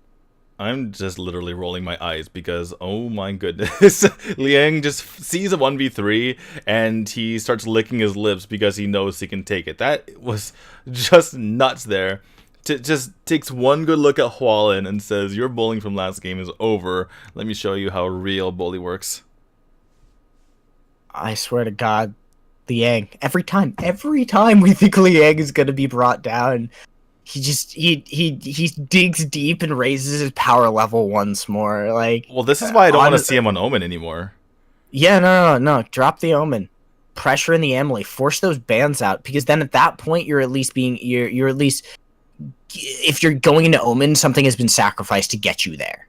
Like they've had to yield something to put you on Omen, and at that point I'm comfortable with this. Now Genji kind of reaching a tankiness point, but it is a bit of a concern. But here comes the flank onto Hualin. Hualin is dead. Hualin is dead. 2 rights. They will catch him. Now the question is what else can they get? Shanyo has been caught. There's the Nature's Realm. That's going to slow down Fanta. Keeps Lover off of Liang, and now they put the damage in. Hanzo with the follow-up. Shanyo on the run. A slow is there. A dive is in. Chi-Chi helps get this kill onto Fanta. Another kill, I believe, is going to go over into the hands of Liang. Oh no, went on to Hanzo. So Hanzo making some plays, proving that Liang is the only top tier player on this team. But dear God, SMG have turned it on a dime. Once the game opened up, once the hi Ting, I'm Chi-Chi. Hi Ting, I'm Kriknak. Hi Ting. Ooh, hi Ting. The fadeaway terrifying plague there. But once the game opened up, once SMG found their opportunities, they just pounced on them like insane. And there was nothing there for one to stop them. There was no Arum to hold Chi-Chi back. And they just got completely on them. The Yebuneth finally paying dividends, slowing multiple members down with that Nature's Realm, and Hanzo, Liang, and Chi-Chi just making the plays onto them. Here comes another Nature's Realm. Liang does go down because there are 4 members there, but Genji's healing all through this. Has to Redwood Rush on out of there. The Mark Serenia pulls back just at the last moment. And through all of this, though, even though they take out Liang, multiple towers are taken in the meantime, and this sets up beautifully for them to retreat and potentially take some of these epic monsters, because at the moment 8-3 in towers. I'm gonna just be real, Serenia. I don't know what you change your name to, but Liang needs to change his name to Goku. Goku and Chi-Chi are the power duo, the power couple out of Dragon Ball, and we've also got the Overwatch. So Serenia, you can choose Overwatch or Dragon Ball, but change that name, because I swear to God, Liang has gone full Super Saiyan. Liang is just too freaking good. You're like, oh, 4 people were there, so he died. Yeah, it took 4. It took 4 people to be able to actually kill him. 3 is nothing. 3 means nothing. This player is so good. I do like how it fits with the fact that when Emily pops the Endure, she gets yellow hair. That's what I'm saying. Full Super Saiyan. Chi-Chi, wife of Goku. Goku, full Super Saiyan. Liang needs to change his name to Goku. And you can choose Overwatch character or... I didn't even think about that. That's what I'm saying. It's like, Liang, your name is now Goku. I'm sorry, dude. You may have some attachment to that name, but like, I'm putting in an official request with the GCS. I'll hear back in 2 to 24 days. And we'll see if we can get this dumped. That's gonna be Serenia caught out. He'll have the Ghost Walk. He'll walk away from that fairly easily. They've got a wave manipulation being set up in the bottom half of the map, and this has turned into the can you kill Liang game, and the answer is pretty much no. He's fairly tanky. His damage is pretty high. Hualin gonna get a lot of damage from Hanzo. Liang now stepping forward has popped the ultimate, so he popped that early just so he could get the additional tower damage in there, but they are getting targets low. Chi-Chi waiting off in the wings, looking for a possible way for him to make his way back in as the second wave shows up to back up this Drake. They should be able to just walk up and finish this. They're going to step forward. Lover goes in, gets the invulnerability. They dive a little bit deeper, but they run out of minions. This is a problem. Genji is stuck over the wall. He's going to get baited back in. No flicker. Ooh, almost got him. And a Redwood Rush out. Meanwhile, Chi-Chi's been prepping waves. That's going to be a shock forward. It really only catches Serenia. Liang off on the side is not going to decide to dive too deep. He's just going to back up Chi-Chi. And they'll lose Liang, but they'll take the high ground tower. And 4-1, they'll take another one in the bottom if the members of 1 aren't here to deal with them. And Hanzo should be able to get that. The minion step forward. 1 more cannon shot. Yes. Flicker back from Hanzo. Can he get away from Lover? No, there's the invulnerability. Can't even knock him up. That is a ridiculous ability, by the way. That's Serenia? Nope. That's the Ghost Swat to get out of there. I blame Chi-Chi for Liang dying, because Chi-Chi could have taken out the tower easily, but ran away. And Liang was like, what are you doing? You got to kill the tower. And so he ran in there against multiple members. But one thing, okay. while we're getting off topic, did you know that the Chinese characters for Wukong are Goku in Japanese? Yeah. So Goku is the monkey. He's got the staff. He flies on the Nimbus. He is the monkey, the young monkey king. He also, they got really far away from that lore, basically, once you got out of Dragon Ball and you got into Dragon Ball Z, and then we had GT, and everyone pretends that never happened. So things got crazy, but original Dragon Ball, yeah. I'm with you on that. Wow, you're like the most knowledgeable person. Oh, I'm a super deep anime fan. Like, I can go on for days. I've been watching anime for far too many years, and I watch everything that comes out every season. So, or not everything, but I tend to pay attention, and I know my OG anime from the 90s. That's my childhood. How do you watch esports if you're watching all the anime? What's going on? Anyway, I have 5 monitors. Just hyper watching. In comes the pops the ult. She's gonna not take that much damage because Endure is a really good ability. Chi goes ahead and steals a monster just to be petulant. And they're gonna go ahead and start up on this Abyssal Dragon. Is one gonna be able to notice this? Valor is coming along. A lot of these waves are toward the middle, so they can kind of go on. This is a time to take a fight. This is an opportunity. Genji gonna run into Lover. They are gonna get the shock, and it is gonna go over to Liang. Liang secures the buff. That's huge for the team. Massive team fight buff. Nature's Realm in the middle. Ting and Hualin are being zoned out. Shanyo is gone. Fanta is gonna drop. Down goes Ting. Gets hit with the slap. Genji, he's looking for Hualin. Hualin will be the only member to survive. That is gonna be GG. There is no way for a lone Tulin to defend on core when you've got the the King Slayer in the making, Liang, just absolutely obliterating you, plus a Chi-Chi who is full build. That's me, SMG.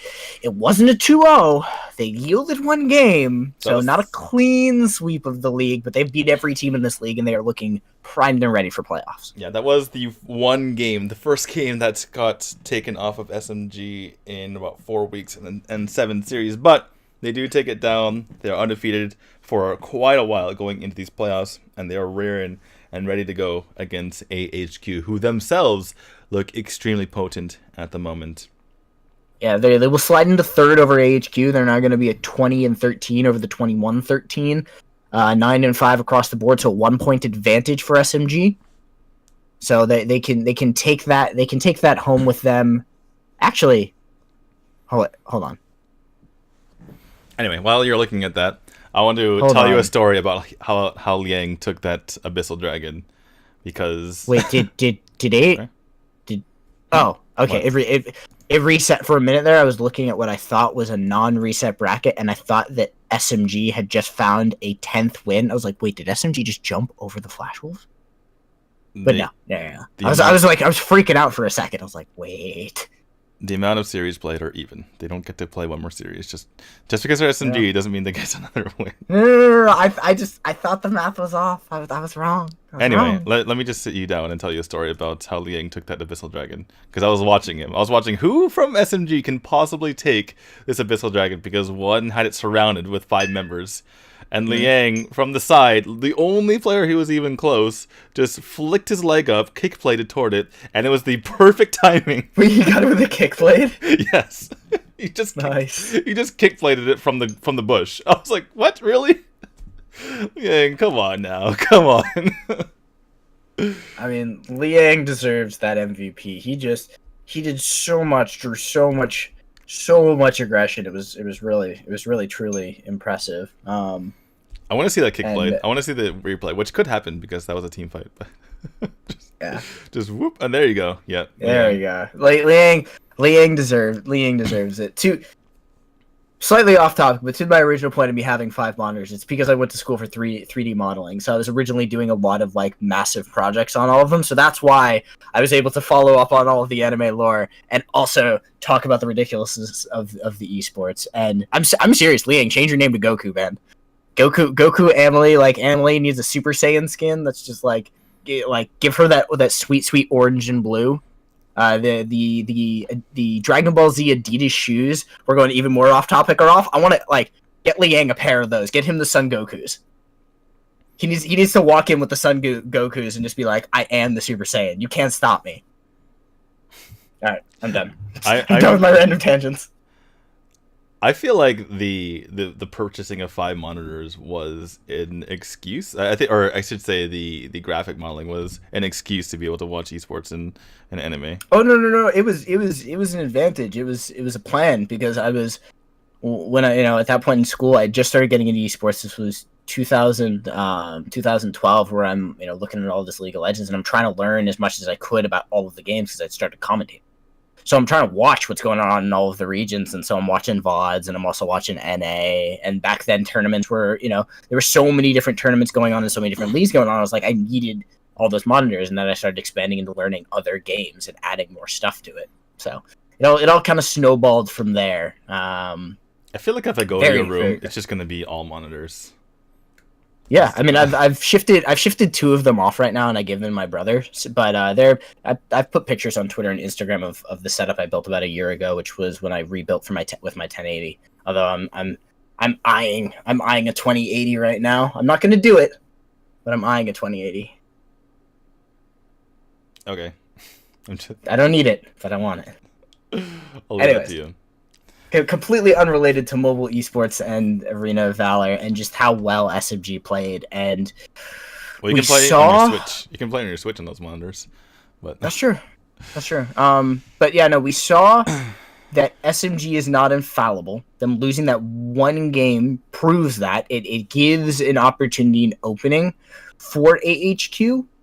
But the problem I think AHQ is going to run into is the places where one team was able to beat SMG is not where AHQ's strength lies. Their strength lies in their playmaking out of Sun, more so than their mid laning, more so than like their individual. I'm gonna make some miracle like pick plays from they don't have a Hualin. AHQ does have great players, but they don't have somebody who's gonna do something so unconventionally, like straight up stupid. Like anybody else does that and they die. For HQ, I think they're getting back to where they were as far as macro play is concerned, though. Because when they played Flash Wolves, their first game, I was watching, and through like 13 minutes and a 5,000 gold lead, the kill score was 2-1. And they were just out-rotating. And if they can do that, then they have a chance against SMG. Just avoid fights altogether, avoid the craziness. The good thing for SMG's sake is that they have someone to match out Sun, but that aside, their ability to kind of warp the map and take advantages all around without even getting to fights is how HQ are able to take games. And I'm really looking forward to see how that chess match plays out. I'm mostly watching... It's 2 places for me. It's the top lane with the Liang Sun matchup. Is Liang going to prove that he's better than Sun again? And just really dominate that matchup? And what's the jungling going to look like? Because if Sun isn't affecting change on the map, drawing aggression from the jungler and from the mid laner, then he tends not to be effective. So when that happens, even if it's not a win for Liang, if it comes to a standstill, what are the jungle matchups going to look like? Because I remember checking out those drafts, there were some Violet picks that were coming in for AHQ, but then we have really good assassin play from Chi-Chi. Chi-Chi can play Zill, Chi-Chi can play Cricknack. Honestly, I think Chi-Chi was the first one to show us the Zephys too. So there are multiple options to put pressure on that Violet. So where does that jungle matchup lie? Those, I think, are the 2 points of contention when we see these teams play in the playoffs coming up. Yeah, and it certainly will be an insane playoffs coming up. We were talking about this about 3 weeks ago when the possibility of SMG rising into the playoffs first came into our heads because they had just beaten J-Team. Or maybe they had a 2 series winning streak at that point. But yeah, this was the dream from the get-go, having J-Team, Flash Wolves, SMG, and AHQ, and we certainly got what we wanted. We still don't know when the playoffs will start, but when we figure them out, I will tweet them out, and I will update the schedule below my Twitch page, so make sure you guys check out for that. And that's going to be it for us. Thanks for watching throughout the regular series of the GCS and the RPL. And we'll see you guys when the GCS playoffs start once again. So, yeah, it's been a fun ride. I'll see you guys later. Peace.